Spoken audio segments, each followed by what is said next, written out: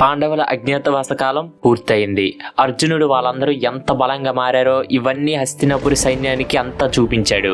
ఆ రోజు అర్జునుడు చూపించిన వీరత్వానికి భీష్ముడు, ద్రోణాచార్యుడు బయటికి అనకపోయినా వాళ్ళ మనసులో ఎంతో మెచ్చుకున్నారు. అలా ఒక్క అర్జునుడి చేతిలో ఓడిపోయిన దుర్యోధనుడు తల దించుకొని హస్తినాపురానికి తిరిగి వెళ్ళిపోతున్నాడు. ఇంక విజయంతో అర్జునుడు గర్వంగా వెనక్కి తిరిగి కోట దుక్కు వస్తున్నాడు. తర్వాత ఏం జరగబోతుంది? Hello guys, welcome back to CJ stories Mahabharatam episode number 27.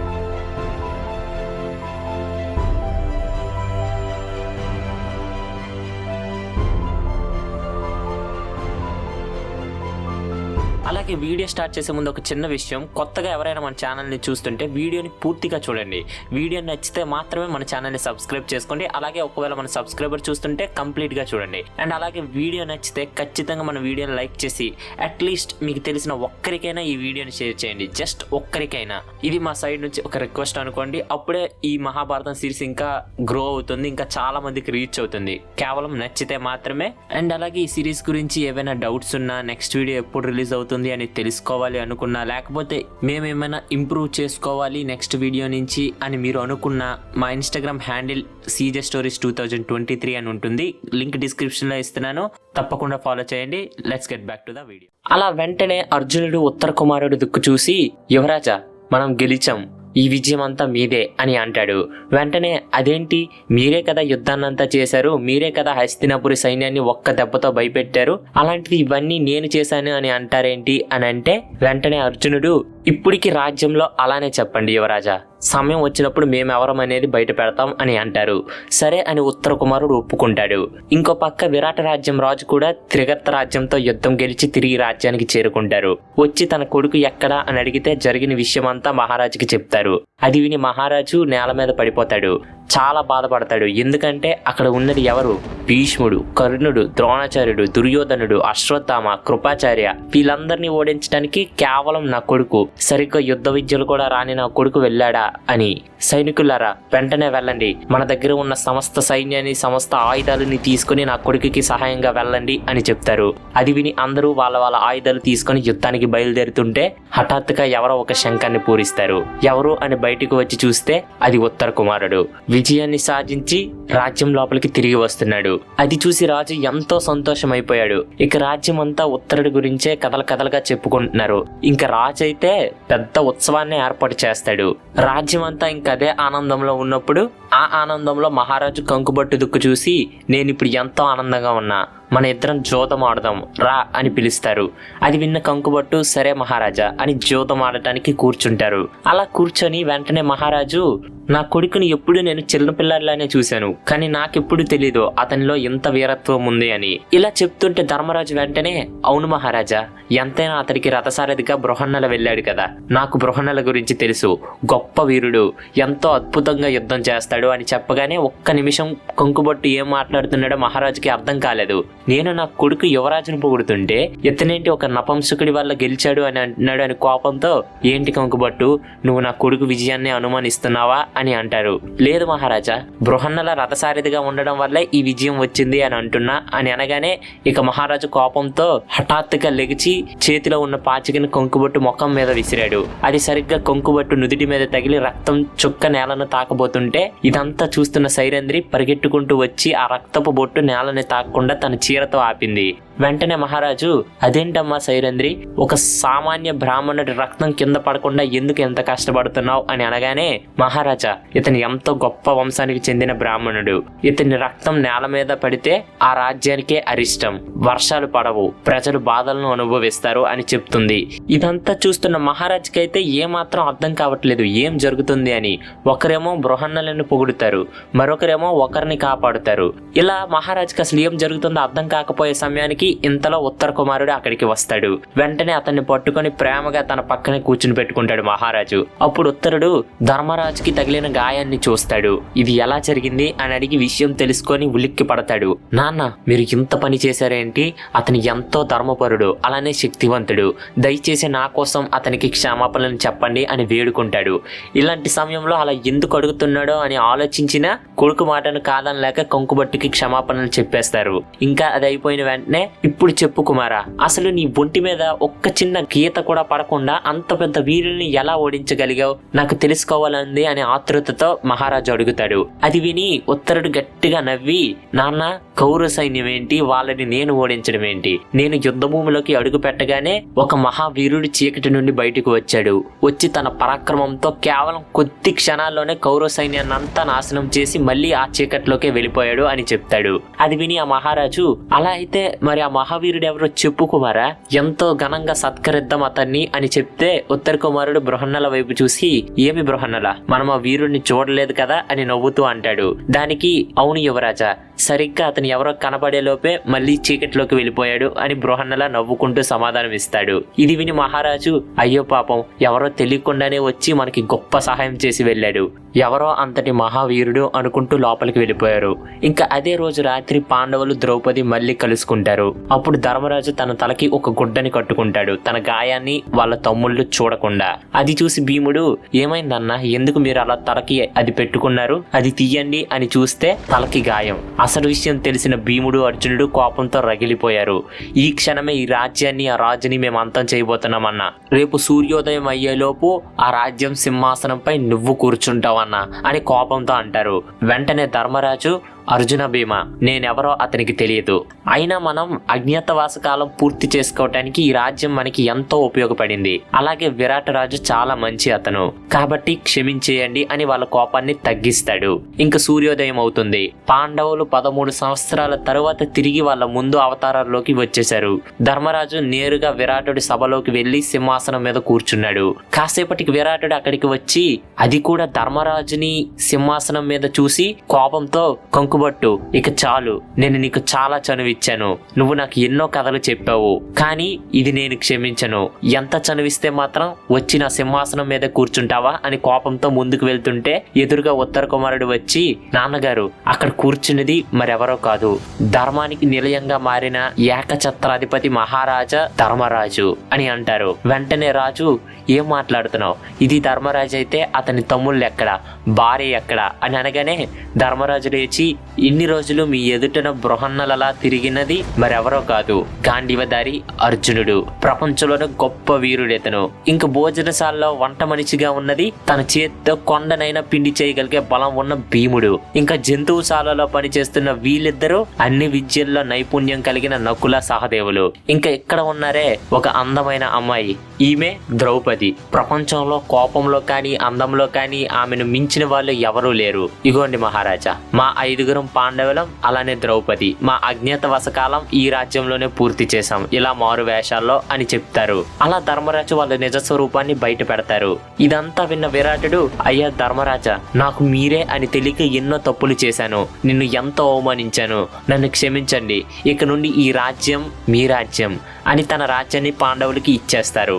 ఆ తర్వాత ఇంతగా తన రాజ్యాన్ని కాపాడినందుకు అర్జునుడిని తన కూతురైన ఉత్తరను పెళ్లి చేసుకోమని అడుగుతారు. కానీ అర్జునుడు, మహారాజా, నేను ఇన్ని రోజులు ఉత్తరకు నాట్యంలో గురువుగా ఉన్నాను, తను నాకు కూతురుతో సమానం, అందుకని నేను తనని పెళ్లి చేసుకోలేను, కానీ నా కొడుకు అభిమన్యుడికి పెళ్లి వయసు వచ్చింది కాబట్టి వాళ్ళ ఇద్దరికి పెళ్లి చేద్దాం, చూడటానికి కూడా ఎంత బాగుంటారు అని అంటారు. ఆ మాటతో అందరూ సంతోషిస్తారు. ఇక ద్వారకలో ఉన్న కృష్ణ, బలరాములని, అలానే చాలా రాజ్యాల నుండి రాజులని ఇక్కడికి పిలుస్తారు. ఎంతో ఘనంగా అభిమన్యుడు అలానే ఉత్తర పెళ్లిని జరుపుతారు. ఇక్కడ మీకు ఇంకొక కథను చెప్పాలి, ఇది మహాభారతంలో ఎక్కడా లేదు అని చెప్పుకుంటారు, కానీ మొత్తం అన్ని స్టోరీస్ మనం చెప్పుకుంటాం కాబట్టి ఇది కూడా చెప్పుకుందాం. జస్ట్ ఒక స్టోరీలా వినండి, చాలా ఇంట్రెస్టింగ్ గా ఉంటుంది. ఒకరోజు శ్రీకృష్ణుడు కూర్చొని ఈ కురుక్షేత్ర యుద్ధం ఎలా ఉండబోతుంది అని ఊహిస్తున్నారు. ఒకసారి మీరే ఊహించండి, 18 అశ్వదళాలు ఈ కురుక్షేత్ర యుద్ధంలో ఉన్నాయి. ఒక్క అశ్వదళం అంటే 21,870 రథాలు, 21,870 ఏనుగులు, 65,610 గుర్రాలు, 2,18,000 మంది సైనికులు. అలాంటిది ఈ కురుక్షేత్ర యుద్ధంలో 18 అశ్వదళాలు ఒక్క దగ్గరే పోరాడారు. అంటే ఊహించండి ఎంత పెద్ద చోట అవసరమై ఉంటుందో, ఎంతమంది చనిపోయి ఉంటారో అని. అందుకే కురుక్షేత్రం అనేది చాలా ప్రమాదకరమైన యుద్ధం అని అంటారు. అలా కృష్ణుడు ఆలోచిస్తూ ఒక సైన్యం నుంచి ఉండే ఒక వీరుడు మొత్తం కురుక్షేత్ర యుద్ధాన్ని ఒక్కడే పోరాడితే అవతల సైన్యంలో ఉన్న వారందరినీ ఎన్ని రోజుల్లో చంపగలడు అని లెక్కలు వేస్తారు. మొదట భీష్ముడు కేవలం 20 రోజుల్లో భీష్ముడు ఒక్కరే పాండవ సైన్యం మొత్తాన్ని ఓడించగలరు. తర్వాత కర్ణుడు 24 రోజులు, తర్వాత అర్జునుడు 28 రోజులు, తర్వాత భీముడు 32 రోజులు. ఇలా ఒక్కొక్కరిని లెక్కేసుకుంటూ వెళ్తే ఒక్కరి దగ్గర మాత్రం పక్కనే 1 అని ఉంటుంది. అది ఒక సంవత్సరం కాదు, ఒక నెల కాదు, ఒక రోజు కాదు, ఒక గంట కాదు, కేవలం 1 నిమిషం. అది చూడగానే శ్రీకృష్ణుడికి ఆశ్చర్యం వేసి కళ్ళు మూసుకొని తన దివ్య దృష్టితో కురుక్షేత్ర యుద్ధంలోనికి వెళ్లి చూశారు. అలా యుద్ధం మొదలైంది. కౌరవ సైన్యం పాండవ సైన్యం జోరుగా యుద్ధం మొదలు పెట్టారు. అలా యుద్ధం మొదలైన కొన్ని క్షణాల్లోనే పాండవ సైన్యం నుండి ఒక బాణం ఎదురు లేకుండా కౌరవ సైన్యం వైపు వెళ్తుంది. అలా వెళ్తూ దాన్ని ఎవరు ఆపలేకపోతున్నారు. పెద్ద పెద్ద వీరులైన కర్ణుడు, భీష్ముడు, ద్రోణాచార్యుడు, దుర్యోధనుడు వీళ్ళందరినీ చంపుకుంటూ ముందుకు వెళ్తుంది. అలా కొద్ది క్షణాల్లోనే సక కౌరవ సైన్యాన్ని అది అంతం చేసేస్తుంది. కానీ అది అప్పుడు ఆశ్చర్యంగా తిరిగి పాండవ సైన్యం మీదకి రావటం మొదలు పెట్టింది. అలా పాండవ సైన్యం మీదకి వచ్చి పాండవ సైన్యంలో ఉన్న వీరులను కూడా అది చంపేసింది. అలా పాండవ సైన్యాన్ని కూడా తుడిచిపెట్టేసింది. ఇదంతా చూస్తున్న శ్రీకృష్ణుడికి ఏం అర్థం కావట్లేదు. అలా కురుక్షేత్ర యుద్ధం మొదలైన కొద్ది క్షణాల్లోనే పాండవ కౌరవ సైన్యం మొత్తాన్ని ఇది నాశనం చేసింది. ఇదంతా చూస్తున్న శ్రీకృష్ణుడికైతే ఏం అర్థం కావట్లేదు. వెంటనే ఒక భటుడిని పిలిపించి ఈ వ్యక్తిని ఇక్కడికి తీసుకొనిరా, అతన్ని నేను చూడాలి అని పంపిస్తారు. కాసేపటికి కృష్ణుడికి కొంత దూరంలో గుర్రం శబ్దం వినిపిస్తుంది. అది ఎవరు అని ఆతృతల మీద కృష్ణుడు బయటకు వచ్చి చూస్తే ఒక గుర్రం మీద భీకరమైన శరీరం, చూడటానికి ఒక పెద్ద వీరుడిలా ఉన్నాడు. తన భుజానికి ఒక పెద్ద బాణం తగిలించి ఉంది. అతను ఇలా గుర్రం దిగి కృష్ణుడి దగ్గరికి వచ్చి తన పాదాలకు నమస్కరించారు. ఎవరు నువ్వు అని కృష్ణుడు అడగగానే అసలు అది ఎవరు తెలుసుకోవాలి అంటే ఖచ్చితంగా మీరు మన నెక్స్ట్ ఎపిసోడ్ అయిన MB ఎపిసోడ్ 28 కోసం మీరు వెయిట్ చేయాల్సిందే. ఈ విషయమే కాదు, ఇంకా చాలా విషయాలు అంటే ఈ కురుక్షేత్ర యుద్ధం గురించి, సైన్యాన్ని ఏర్పాటు చేసుకోవటం, ఇవన్నీ నెక్స్ట్ ఎపిసోడ్లో చెప్పబోతున్నా. నెక్స్ట్ ఎపిసోడ్ అయితే నెక్స్ట్ లెవెల్ ఉండబోతుంది.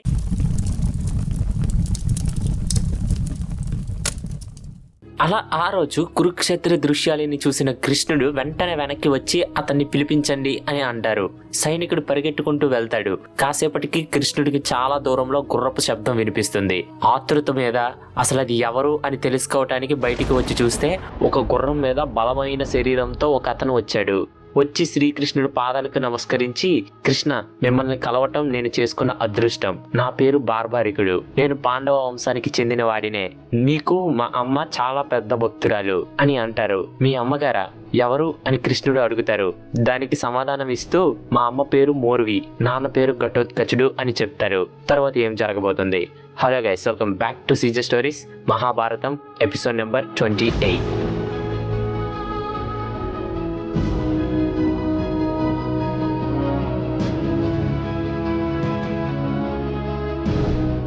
మోర్వి అని పేరు విన్న వెంటనే కృష్ణుడు, నువ్వు మోర్వి కొడుకువా? నాకు మోర్వి చాలా బాగా తెలుసు. అది ఎలా తెలుసు అని అంటారా? ఇక్కడ ఒక చిన్న కథ ఉంది. ఒకప్పుడు నరకాసురుడికి ఒక మిత్రుడు ఉండేవాడు.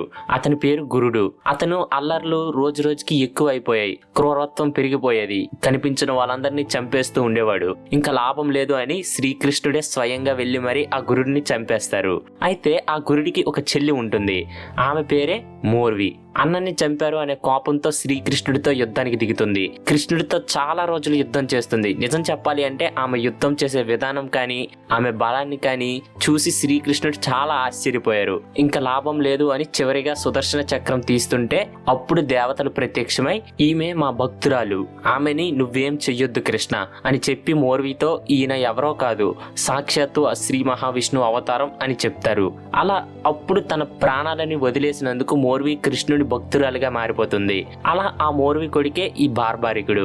ఇలా ఈ విషయం తెలిసిన శ్రీకృష్ణుడు చాలా ఆశ్చర్యపోతారు. అయితే మంచిదే, కానీ బార్బారిక, మరి నువ్వు నిజంగానే ఈ యుద్ధాన్ని 1 నిమిషంలో ముగించేయగలవా?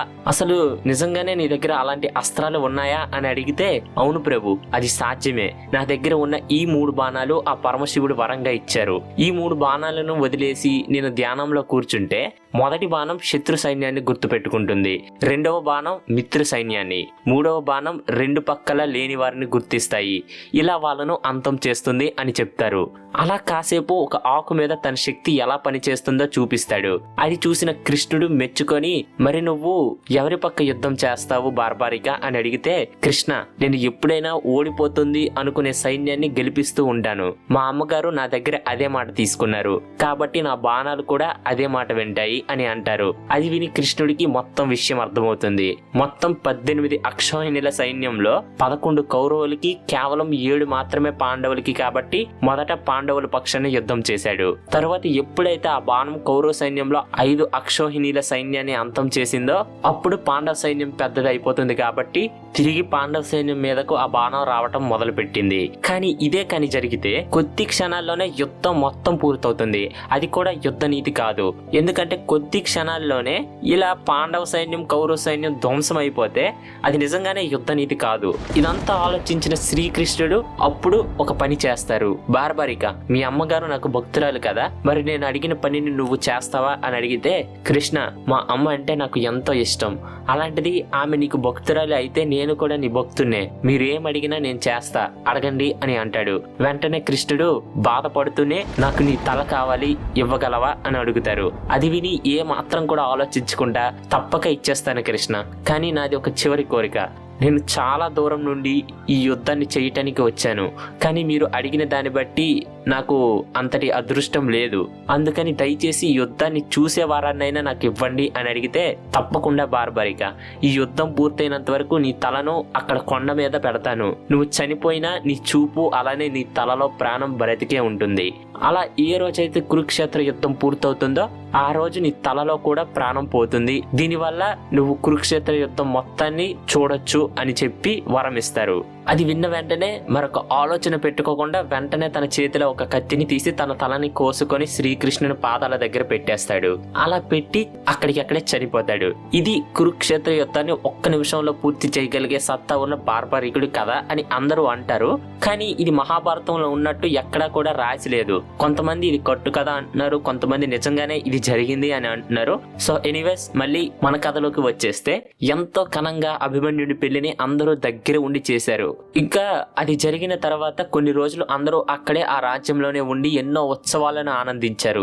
అవన్నీ పూర్తవగానే పెద్ద పెద్ద రాజులు, ద్రుపద రాజు, కృష్ణ, బలరామ వీళ్ళందరూ ఒక దగ్గర కూర్చొని తర్వాత జరగబోయే వాటి కోసం ఆలోచిస్తూ శ్రీకృష్ణుడు ఇలా అంటారు, ఇక్కడికి వచ్చినందుకు అందరికీ ధన్యవాదాలు. మొదట ఈ హస్తినాపురం పాండవులది, తరువాత రాజ్యాన్ని 2గా మార్చి అందులో ఒక భాగాన్ని దుర్యోధనుడికి, ఇంకో భాగమైన ఇంద్ర ప్రస్తావనాన్ని పాండవులకు ఇచ్చారు. ఆ తర్వాత వాళ్ళు ఎంతో కష్టపడి రాజసూయ యాగాన్ని పూర్తి చేసి ధర్మరాజు ఏకఛత్రాధిపతిగా మారాడు. కానీ ఆ దుర్యోధనుడు అధర్మ మార్గంలో జోద మాటలో పాండవుల దగ్గర నుండి రాజ్యాన్ని తీసుకున్నారు. అదే కాకుండా వాళ్ళని 12 సంవత్సరాల పాటు అరణ్యవాసం, అలానే 1 సంవత్సరం పాటు అజ్ఞాతవాసానికి కూడా పంపించాడు. కాబట్టి వీళ్ళు కూడా ధర్మపరంగా అవన్నీ పూర్తి చేసుకొని ఇప్పుడు ఇక్కడికి వచ్చారు. ఈ విషయమై మనం ఏదో ఒక నిర్ణయం తీసుకోవాలి. అది 2 పక్షాల న్యాయంగా ఉండాలి. యుద్ధం ఆపడానికే చూద్దాం, కానీ యుద్ధమే కానీ జరిగితే పాండవుల పక్షాన ఎవరు ఉంటారో ఇక్కడే సమావేశం అవ్వాలి అని శ్రీకృష్ణుడు అంటారు. వెంటనే ధర్మరాజు, అయినా వాళ్ళ మనసులో ఏముందో తెలియకుండానే మనం యుద్ధం గురించి ఆలోచించడం సరైనది కాదు, కాబట్టి మొదట మన వైపు నుండి ఒక రాయబారిని పంపిద్దాం, వాళ్ళ సమాధానం బట్టి మనం తర్వాత ఏం చెయ్యాలి అనే దాని గురించి ఆలోచిద్దాం అని అంటారు. అలా చెప్పి ద్రుపద రాజ్యం నుండి ఒక బ్రాహ్మణుడిని సిద్ధం చేస్తారు. అలా అతన్ని హస్తినాపుర రాజ్యానికి చేరుకుంటారు. అలానే ఇక్కడ ఎవరు రాజ్యానికి వాళ్ళు తిరిగి వెళ్ళిపోతారు. కానీ ఇక్కడ ఏం జరుగుతుందో, పాండవులు ప్రతి క్షణం ఏం చేస్తున్నారో అనేది కొంతమంది మనుషుల ద్వారా దుర్యోధనుడు ఎప్పటికప్పుడు తెలుసుకుంటూనే ఉంటాడు. ఇలా ఒకవేళ యుద్ధమే కనుక వస్తే నాదే బలమైన సైన్యంగా ఉండాలి అని ఇప్పటి నుండే సైన్యాన్ని సిద్ధం చేయడానికి సిద్ధమవుతాడు. మొదట ద్వారకకు శ్రీకృష్ణుడిని అడగటానికి వెళ్తాడు. అలా కృష్ణుడి మందిరానికి చేరేసరికి ఒక మంచంపై శ్రీకృష్ణుడు నిద్రలో ఉంటారు. నిద్రను పాడు చేయటం ఎందుకులే, లేచినంత వరకు ఇక్కడే ఉందాం అని కృష్ణుని కాళ్ళ దగ్గర కూర్చోవటానికి అహంతో తల పక్కనే పక్కనే కూర్చుంటాడు. అలా కాసేపట్లో అదే చోటికి అర్జునుడు కూడా అదే కారణం మీద వస్తాడు. అది చూసి దుర్యోధనుడికి గుండె వేగంగా కొట్టుకోవడం మొదలవుతుంది. ఎందుకంటే అర్జునుడు శ్రీకృష్ణుడి స్నేహం గురించి తెలుసు కాబట్టి. అలా కాసేపటికి శ్రీకృష్ణుడు కళ్ళు తెరిచి చూస్తే ఎదురుగా కాళ్ళ దగ్గర అర్జునుడు కూర్చొని ఉంటారు. అయ్యో అర్జున, ఏంటి ఇలా వచ్చావు అని అడిగితే, యుద్ధమే కాని జరిగితే మాకు సహాయం కావాలి కృష్ణ, కాబట్టి నీ సహాయం అడగటానికే ఇలా వచ్చా అని అంటారు. వెంటనే కృష్ణుడు కాస్త లేచి పక్కకు చూస్తే అక్కడే దుర్యోధనుడు కూడా ఉంటాడు. అయ్యో దుర్యోధన, నువ్వు కూడా ఇక్కడే ఉన్నావా? నువ్వు ఎందుకు వచ్చావు అని అడిగితే, నేను కూడా అదే కారణం మీద వచ్చా కృష్ణ, కానీ నేనే మొదట వచ్చాను కాబట్టి నేను అడిగిన కోరికనే నువ్వు మొదట తీర్చాలి అని అంటాడు. నువ్వు ముందు వచ్చినా నేను మొదట చూసింది అర్జునుడే కదా, అది వయసులో కూడా అర్జునుడే చిన్నవాడు, అందుకని నేను కోరుకునే అవకాశం అర్జునుడికి మొదట ఇస్తాను. కోరుకో అర్జున, నేను కావాలా లేకపోతే నా అంత శక్తి గల నా నారాయణ సైన్యం 10,000 మంది ఉన్నారు, వాళ్ళు కావాలా? నేనైతే ఏ అస్త్రాలని ముట్టుకోను, ఎలాంటి ఆయుధంతో యుద్ధం చెయ్యను అని అంటారు. వెంటనే అర్జునుడు ఏమాత్రం కూడా ఆలోచించకుండా నాకు మీరే కావాలి కృష్ణ అని అంటాడు. అది విన్న దుర్యోధనుడు గట్టిగా నవ్వి హమ్మయ్య అనుకుంటాడు. ఎందుకంటే ఎక్కడ అర్జునుడు కృష్ణుడి సైన్యం అడిగేస్తాడేమో, పెద్ద సైన్యంగా మారిపోతుందేమో అని దుర్యోధనుడు చాలా భయపడిపోతాడు. కానీ కృష్ణుని కోరుకోవటం వల్ల మిగతా సైన్యం అంతా దుర్యోధనుడి వైపు వెళ్ళిపోయింది.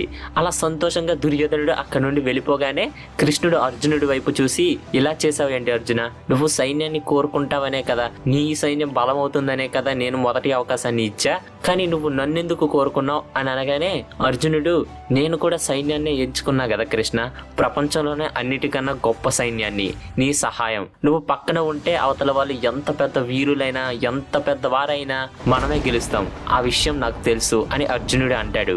దుర్యోధనుడు అయితే నడుచుకుంటూ ఆనందంగా వెళ్ళిపోతున్నాడు. కానీ అతనికి తెలియని విషయం, సక యుద్ధం ఇక్కడే పూర్తయింది.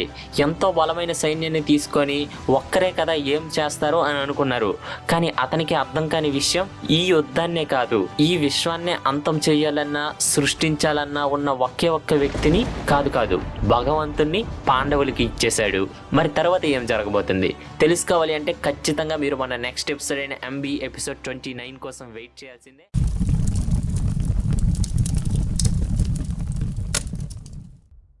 అలా సమస్త నారాయణ సైన్యం దుర్యోధనుడికి, అలానే శ్రీకృష్ణుడి సహాయం అర్జునుడి సొంతం చేసుకుంటారు.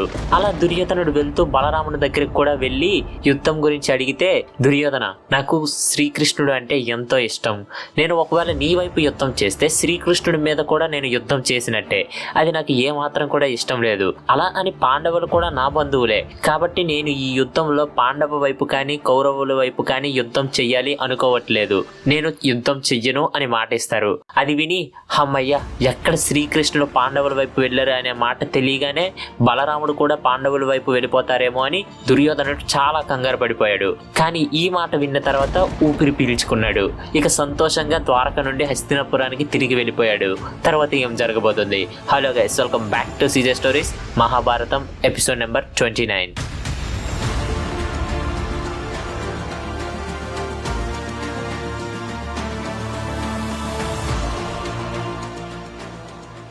అలా పాండవులు వాళ్ళ మామైన శల్యుడు రాజ్యానికి పిలుస్తారు. శల్యుడు చాలా బలమైన వాడు, ఒక రకంగా చెప్పాలి అంటే భీముడు అంత బలం ఉన్నవారు అని కూడా చెప్పుకుంటూ ఉంటారు. అయితే అతని సైన్యం చాలా పెద్దది. ఇక పాండవుల దగ్గరకు శల్యుడు బయలుదేరుతుంటే మధ్యదారిలో దుర్యోధనుడు ఎదురుపడతాడు. ఇంత పెద్ద సైన్యం పాండవుల వైపు వెళ్ళిపోతే మొత్తం అయిపోయినట్టే, ఇక మనకి యుద్ధంలో ఓటమి తప్పదు అని ఎలా అయినా మన సైన్యంలో వాళ్ళని చేర్చుకోవాలి అని శల్యుడికి ఎదురుపడి ఎన్నో వజ్ర వైడూర్యాలు అలానే ఎన్నో వంటలు అద్భుతాలు శల్యుడికి ఇస్తాడు. అప్పుడు శల్యుడు దుర్యోధనుడు చేసే మర్యాదలను మెచ్చుకొని, మేనల్లుడా, నీ మర్యాదలు నాకు ఎంతో నచ్చాయి, కాబట్టి నీకు ఒక కోరిక కోరుకునే అవకాశం ఇస్తున్నా, కోరుకో అని అంటారు. ఇలా అంటారో లేదో సరైన సమయం కోసం ఎదురు చూస్తున్న దుర్యోధనుడు వెంటనే, నువ్వు నేను అడిగినప్పుడు నా సైన్యంలో నా సైన్యంతో యుద్ధం చెయ్యాలి, ఇదే నా కోరిక అని అంటాడు. ఇక అది విని శల్యుడు, అయ్యో ఇంత పని అయ్యిందేంటి అని బాధపడుతూ ఇచ్చిన మాటని కాదనలేక, సరే దుర్యోధన, నువ్వు అడిగినట్టుగానే ఈ యుద్ధంలో నీ పక్కనే యుద్ధం చేస్తాను అని మాట ఇచ్చి పాండవులు పిలిచారు కాబట్టి వాళ్ళ దగ్గరికి వెళ్తారు. అలా వచ్చి జరిగిన విషయం అంతా ధర్మరాజుకి చెప్తే వెంటనే ధర్మరాజు, మీరు అలానే చెయ్యండి మామయ్య, అలానే చేసి కౌరవ సైన్యం లోపల నుండి మమ్మల్ని గెలిపించండి అని అంటారు. వెంటనే అవును మేనల్లుడా, నాకు గుర్తుంది ఆ దుర్మార్గులు ఆ రోజు ఎలా జంతువుల్లో ప్రవర్తించారో, నేను తప్పక అదే చేస్తాను యుధిష్ఠిర అని అక్కడి నుండి వెళ్ళిపోతారు. ఇలా ఇది జరిగిన తర్వాత ద్రుపద రాజ్యం నుండి ఒక బ్రాహ్మణుడిని రాయబారానికై హస్తినపురానికి పంపిస్తారు. అలా అతను హస్తినపురం వెళ్లి చూస్తే దుర్యోధనుడు అప్పటి వరకు ఎవరూ చూడనంత ఒక పెద్ద సైన్యాన్ని సిద్ధం చేసుకున్నాడు. ఆ సైన్యంలో కౌరవ సైన్యం మాత్రమే కాదు, మాద్రరాజు సైన్యం, శల్యుడి సైన్యం, అంగరాజ కర్ణుడి సైన్యం, సింధు రాజ్యపు సైన్యం, గాంధార రాజ్య సైన్యం, త్రిగర్త రాజ సైన్యం, కంబోజ సైన్యం, కేకాయ సైన్యం, అలానే బాగ్దత్తుడు, ఇలా వీళ్ళందరి రాజ్యాల్ని కలిపి ఒక్క సైన్యంగా 11 అక్షోహిణీల సైన్యంగా మార్చాడు. అది చూస్తూ ఆ బ్రాహ్మణుడు ధృతరాష్ట్రుడి దగ్గరికి వెళ్ళాడు. మహారాజా, పాండవులు ఈ 13 సంవత్సరాలు అడవిలలో నరకాన్ని చూశారు. ఇప్పుడు కూడా వాళ్ళు యుద్ధం చేద్దాం, ఎంతో మంది ప్రాణాలను తీర్థం అనుకోవట్లేదు. వాళ్ళు సకరాజ్యం వాళ్ళకి తిరిగి ఇచ్చేయమంటున్నారు. అంతే, మీరు దయచేసి ఈ పనినే చెయ్యండి, లేకపోతే ఆలోచించండి. ధర్మరాజు ధర్మపరుడు, కానీ అర్జునుడు ఎదురులేని బాణాల్ని, భీముడు కండబలాన్ని, అలానే నకుల సహదేవులు ఖడ్గాన్ని తట్టుకొని నిలవటం కష్టం మహారాజా, సంధి కుదుర్చుకోవడమే మంచిది అని అంటాడు. అది విని దుర్యోధనుడు కోపంతో, అవునా, రమ్మను అయితే చెయ్యమని యుద్ధం, మమ్మల్ని ఎవరూ ఓడించలేరు. నాకు సహాయంగా కూడా చాలా పెద్ద సైన్యం ఉంది, నాకు తోడుగా నా స్నేహితుడు కర్ణుడు ఉన్నాడు అని అనగానే, నేను చెప్పాల్సింది చెప్పా, ఇక మీ ఇష్టం మహారాజా అని ఆ బ్రాహ్మణుడు అక్కడి నుండి వెళ్ళిపోతాడు. ఇక రాత్రి అవుతుంది. అందరూ బానే ఉన్నా ధృతరాష్ట్రుడికి మాత్రం నిద్ర పట్టడం లేదు. ఎంత ప్రయత్నించినా ఏదో క్రూర మృగం వేటాడుతున్నట్టు చెమటలు పడుతున్నాయి. కళ్ళు మూస్తే కురుక్షేత్రం, పాండవులు వీరవిహారం చేస్తున్నారు. వెంటనే లేచి తన పక్కకి చూస్తే ధర్మం ఏంటో అధర్మం ఏంటో సరిగ్గా తెలిసిన సంజయుడు అక్కడే ఉన్నాడు.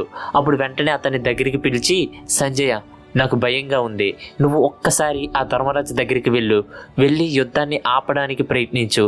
అతను చాలా ధర్మపరుడు కాబట్టి చెప్పే మాట వింటాడు, వెళ్ళు సంజయ అని పంపిస్తారు. అలా సంజయుడు బయలుదేరి ఉపలావ్యంలో ఉన్న పాండవుల దగ్గరికి చేరుకుంటాడు. అలా ధర్మరాజు సభలోకి వచ్చి ధర్మరాజు ఎదురుగా కూర్చుంటే సంజయుడు, ధర్మరాజా, ఇది మీరేనా యుద్ధం చేద్దాం అంటున్నది? యుద్ధం చేస్తే ఎంతమంది ప్రాణాలకు ప్రమాదమో తెలీదా? ఎంతమంది కుటుంబాలు నాశనం అయిపోతాయో తెలీదా? అలాంటిది రాజ్యం కావాలి అని యుద్ధం చేస్తానంటావా అని సంజయుడు అనగానే వెంటనే ధర్మరాజు, సంజయ, నువ్వు కూడా ఏదో నాకు రాజ్యం కావాలని నేను యుద్ధం చేస్తున్నట్టు అంటావు. నీకు నేను ఎలాంటి వాడినో తెలుసు. నాకు ఎప్పుడూ యుద్ధం అనేది నచ్చదు.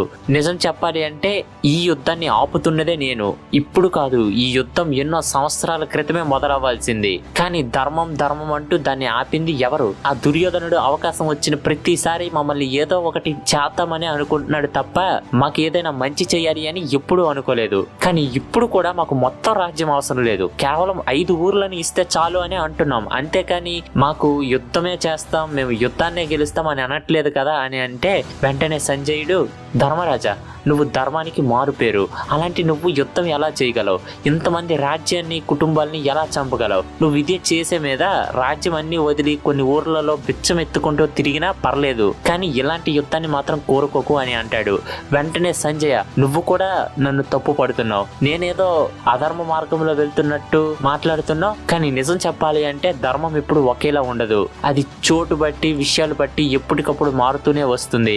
నాన్న దగ్గర ఉన్నప్పుడు కృతజ్ఞతతో ఉండడం ధర్మం, అమ్మ దగ్గర ఉన్నప్పుడు ప్రేమతో ఉండడం ధర్మం, కొడుకు దగ్గర ఉన్నప్పుడు ప్రేమతో చూసుకోవటం ధర్మం, బంధువు దగ్గర ఉన్నప్పుడు వాళ్ళని గౌరవించడం ధర్మం. ఇలా ధర్మం ఎప్పటికప్పుడు మారుతూనే ఉంటుంది, కానీ సత్యం ఎప్పుడైనా ఒకటే ఉంటుంది. ఆ రోజు వాళ్ళు మాకు చేసిన పనికి మమ్మల్ని అవమానించినందుకు, అలానే ద్రౌపది జుట్టు పట్టుకుని లాగినందుకు, సభ మధ్యలో ఆ దుర్యోధనుడు సొంత వదినని తన తొడపై కూర్చోమని చెప్పినందుకు ఇప్పుడు యుద్ధం చేయటమే ధర్మం. ఇదంతా విషయం నీకు తెలీదా సంజయ? అయినా కూడా సంజయ, పెద్దనాన్న యుద్ధం ఆపమని పంపించారు, కానీ ఎక్కడ కూడా మాకు రాజ్యం ఇచ్చేటట్టు చూడట్లేదు. ఇలానే మేము వెళ్తే మాకు జరగవలసిన న్యాయం ఎక్కడ? ఆ రోజు మాకు జరిగిన దానికి ప్రతీకారం మేము అప్పుడే తీసుకోవచ్చు, కానీ ధర్మంతో 13 సంవత్సరాల పాటు దుర్యోధనుడు చెప్పిన మాటే విన్నాం, అతను చెప్పినట్టే అడవిలోకి వెళ్ళాం. కావాలి అంటే ధర్మం ఏంటో గొప్పగా తెలిసిన శ్రీకృష్ణుడిని అడుగు అని అంటారు. వెంటనే శ్రీకృష్ణుడు, అవును సంజయ, ధర్మరాజు చెప్పింది నిజం. అతను ఎంతో ధర్మపరుడు. నిజానికి ప్రజలందరూ ధర్మరాజు పాలనలో ఎంతో సంతోషంగా ఉన్నారు. మరి అలాంటి అతను రాజ్యాన్ని ఏలడం మంచిదా కాదా? కొన్నిసార్లు యుద్ధం ఆపడం ధర్మం అయితే కొన్నిసార్లు యుద్ధం జరగడం అనివార్యం. ఈసారి నిజంగానే యుద్ధం జరిగితే అధర్మం చేసిన వాళ్ళు చేస్తుంటే మౌనంగా ఉండి చూసిన వాళ్ళు ఎవరూ తప్పించుకోలేరు. అది ఎంత పెద్ద వీరుడైనా అని అంటారు. వెంటనే సంజయుడికి అసలు విషయం అర్థమైంది. అవును కృష్ణ, మీరు అన్నది కూడా నిజమే. నేను ఇప్పుడే వెళ్లి హస్తినాపురంలో ఈ సమాచారాన్ని అందిస్తాను అని బయలుదేరుతారు. వెళ్లే ముందు పెద్దనాన్నని, గాంధారి తల్లిని, భీష్మ తాతయ్యని అందరినీ అడిగానని చెప్పు సంజయ అని ధర్మరాజు పంపిస్తారు. ఇక సంజయుడు తిరిగి రాజ్యానికి వచ్చాడు. ఇలా సంజయుడు తిరిగి వచ్చాడు అనే విషయం తెలిసిన వెంటనే ధృతరాష్ట్రుడు సంజయుడిని పిలిపించారు. ఏం జరిగింది అని ఆతృత మీద అడిగితే ఒకటే అంటారు, మహారాజా, ప్రపంచంలో మీ ఒక్కరికే కొడుకులు ఉన్నారా? మరెవరికి లేరా? వాళ్ళు ఏం చెప్తే మీరు ఎప్పుడు అదే వింటారు కదా. దయచేసి వాళ్ళు చెప్పిందంతా వింటూ మీరు ముందుకు వెళ్ళకండి. తప్పకుండా యుద్ధం జరిగితే పాండవులే గెలుస్తారు. వాళ్ళకి ఆ దేవతల బలం కూడా ఉంది. అసలు ఏం చెప్పారు అనేది నేను రేపు రాజ్యసభలో చెప్తాను అని వెళ్ళిపోతాడు. ఇక ఆ రోజు రాత్రి అంతా ధృతరాష్ట్రుడికి నిద్ర పట్టలేదు. ఎలా అయినా యుద్ధాన్ని ఆపి తన కొడుకుల్ని కాపాడుకోవాలని ఆలోచిస్తున్నాడు. ఇంతలో సూర్యోదయం అయ్యింది. అందరూ రాజ్యసభలో కూర్చున్నారు. సంజయుడు వచ్చి పాండవులు కేవలం వాళ్ళకి రావాల్సిన రాజ్యం వాళ్ళకి ఇచ్చేస్తే యుద్ధాన్ని ఆపేయటానికి సిద్ధంగా ఉన్నారు. ఒకవేళ ఇవ్వకపోతే హస్తినాపురి రాజ్యాన్ని ధ్వంసం చేయడానికి కూడా సిద్ధంగా ఉన్నారు. ఎందుకంటే నేను చూశాను, వాళ్ళ దగ్గర 7 అక్షోహిణీల సైన్యం ఉంది. ఒక బాణంతో లక్షల మందిని చంపగల అర్జునుడు ఉన్నాడు. ఈ 100 మంది కౌరవుల్ని చంపుతా అని శపథం చేసిన భీముడు ఉన్నాడు. వీళ్ళే కాకుండా సలహాదారిగా స్వయంగా శ్రీకృష్ణుడే ఉన్నారు. ఇలా వాళ్ళ సైన్యం ఎంతో గట్టిగా ఉంది అని సంజయుడు అనగానే అది విని కోపంతో దుర్యోధనుడు లేచి, సైన్యం బలంగా ఉందా? మన సైన్యం కన్నానా? అయినా నువ్వే చెప్పావు కదా సంజయ, వాళ్ళ దగ్గర కేవలం 7 అక్షోహిణీల సైన్యం మాత్రమే ఉంది అని. మన దగ్గర 11 అక్షోహిణీల సైన్యం ఉంది. ఇప్పుడు చెప్పు, ఎవరిది బలమైన సైన్యం? ఎవ్వరూ మమ్మల్ని ఓడించలేడు. నా మిత్రుడైన కర్ణుడు ఉన్నాడు. మా అందరికీ గురువైన ద్రోణాచార్యుడు ఉన్నారు. మరణం అనేదే లేని భీష్మ పితామహులు ఉన్నారు. అశ్వత్థామ ఉన్నాడు. ఇంతటి గొప్ప వీరులను పెట్టుకొని నేను యుద్ధంలో ఓడిపోవటం ఏంటి? అది జరగని పని. ఏమన్నారు వాళ్ళు? వాళ్ళకి రావాల్సిన సకరాజ్యమే వాళ్ళకి కావాలా?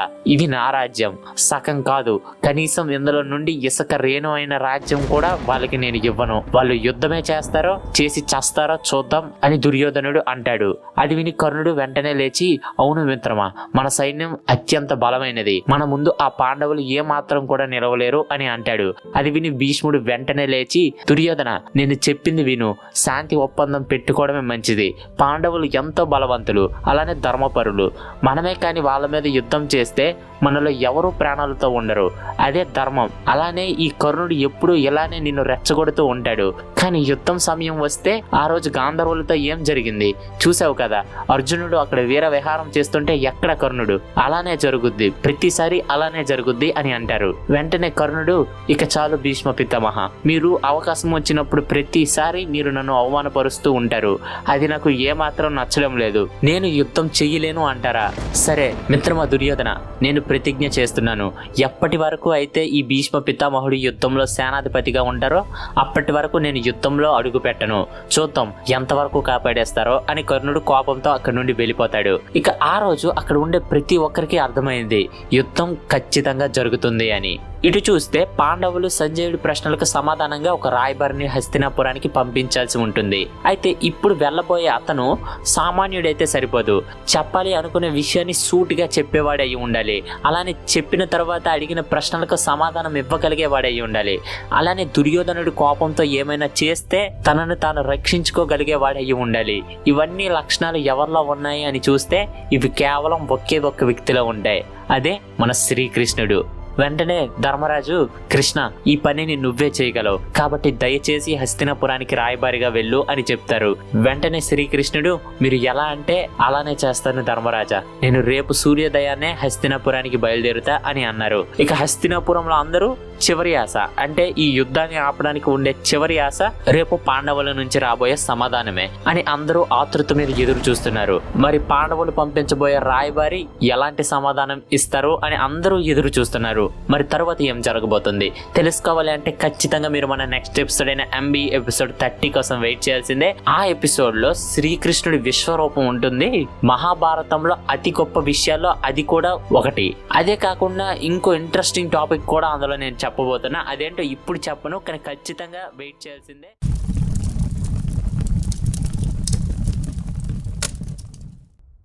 అలా ధర్మరాజు హస్తినాపురానికి రాయబారిగా శ్రీకృష్ణుని వెళ్ళమంటారు. శ్రీకృష్ణుడు వెళ్తూ వెనక్కి తిరిగి, ఏమైంది అర్జున, ఇన్ని సంవత్సరాలు నువ్వు ఇన్ని అస్త్రాలని సొంతం చేసుకున్నావే, ఈ రోజు కోసం కాదా? ఈ రోజు కూడా నీకు యుద్ధం వద్దు అంటావా అని అడిగితే, అన్నయ్య మాటే మా మాట, అన్నయ్య యుద్ధం వద్దు అంటే యుద్ధం వద్దు అని అంటారు. వెంటనే భీముడి దుక్కు చూసి, ఏమైంది భీమా, ఆ రోజు జరిగిన అవమానాన్ని నువ్వు చేసిన ప్రతిజ్ఞల్ని మర్చిపోయావా? నీకు కూడా యుద్ధం వద్దా అని అంటే భీముడు కూడా అదే సమాధానం ఇస్తారు. అలానే నకుల సహదేవులను కూడా అడిగితే వాళ్ళు ఏం చెప్పకుండా మౌనంగా ఉండిపోయారు. ఇక చివరిగా ద్రౌపది దిక్కు చూసి, అమ్మ ద్రౌపది, ఆ రోజు నిన్ను వాళ్ళు అంత అవమానించారు కదా, మరి నువ్వు అది మర్చిపోగలవా అని అడిగితే, నా భర్తలు ఆ అవమానాన్ని మర్చిపోవచ్చు, కానీ నేను కాదు. ఆ రోజు నాకు అంతటి అధర్మం జరుగుతున్నా ఏం చేయకుండా చూస్తున్న వాళ్ళందరి రక్తం చూసే వరకు నేను నా కురులను ముడివేసుకోను అని శపథం చేశానన్న. నువ్వు అడుగుతున్నావు కాబట్టి నేను చెప్తున్నా, నేను కోరేది అయితే యుద్ధం మాత్రమే, నేను కోరేది మాత్రం వాళ్ళ చావే అని అంటుంది. ఇక చివరిగా ధర్మరాజు దుక్కు చూసి, ధర్మరాజా చివరిగా నువ్వేమనుకుంటున్నావు అని అంటే వెంటనే ధర్మరాజు లేచి, కృష్ణ మీరు హస్తినాపురానికి వెళ్ళండి, వెళ్ళి అయినంత వరకు యుద్ధం ఆపడానికే చూడండి అని అంటారు. అలానే కృష్ణ, ఆ దుర్యోధనుడు కోపంలో మిమ్మల్ని ఏమైనా చేసే అవకాశం కూడా ఉంది, జాగ్రత్త అని చెప్తారు. వెంటనే కృష్ణుడు గట్టిగా నవ్వి, నన్ను ముట్టుకునే మరో క్షణమే వాళ్ళని నేను దహించేస్తాను మహారాజా, నన్ను నమ్మండి అని హస్తినాపురానికి బయలుదేరుతారు. మరి తర్వాత ఏం జరగబోతుంది? Hello guys, welcome back to CJ stories Mahabharatam episode number 30.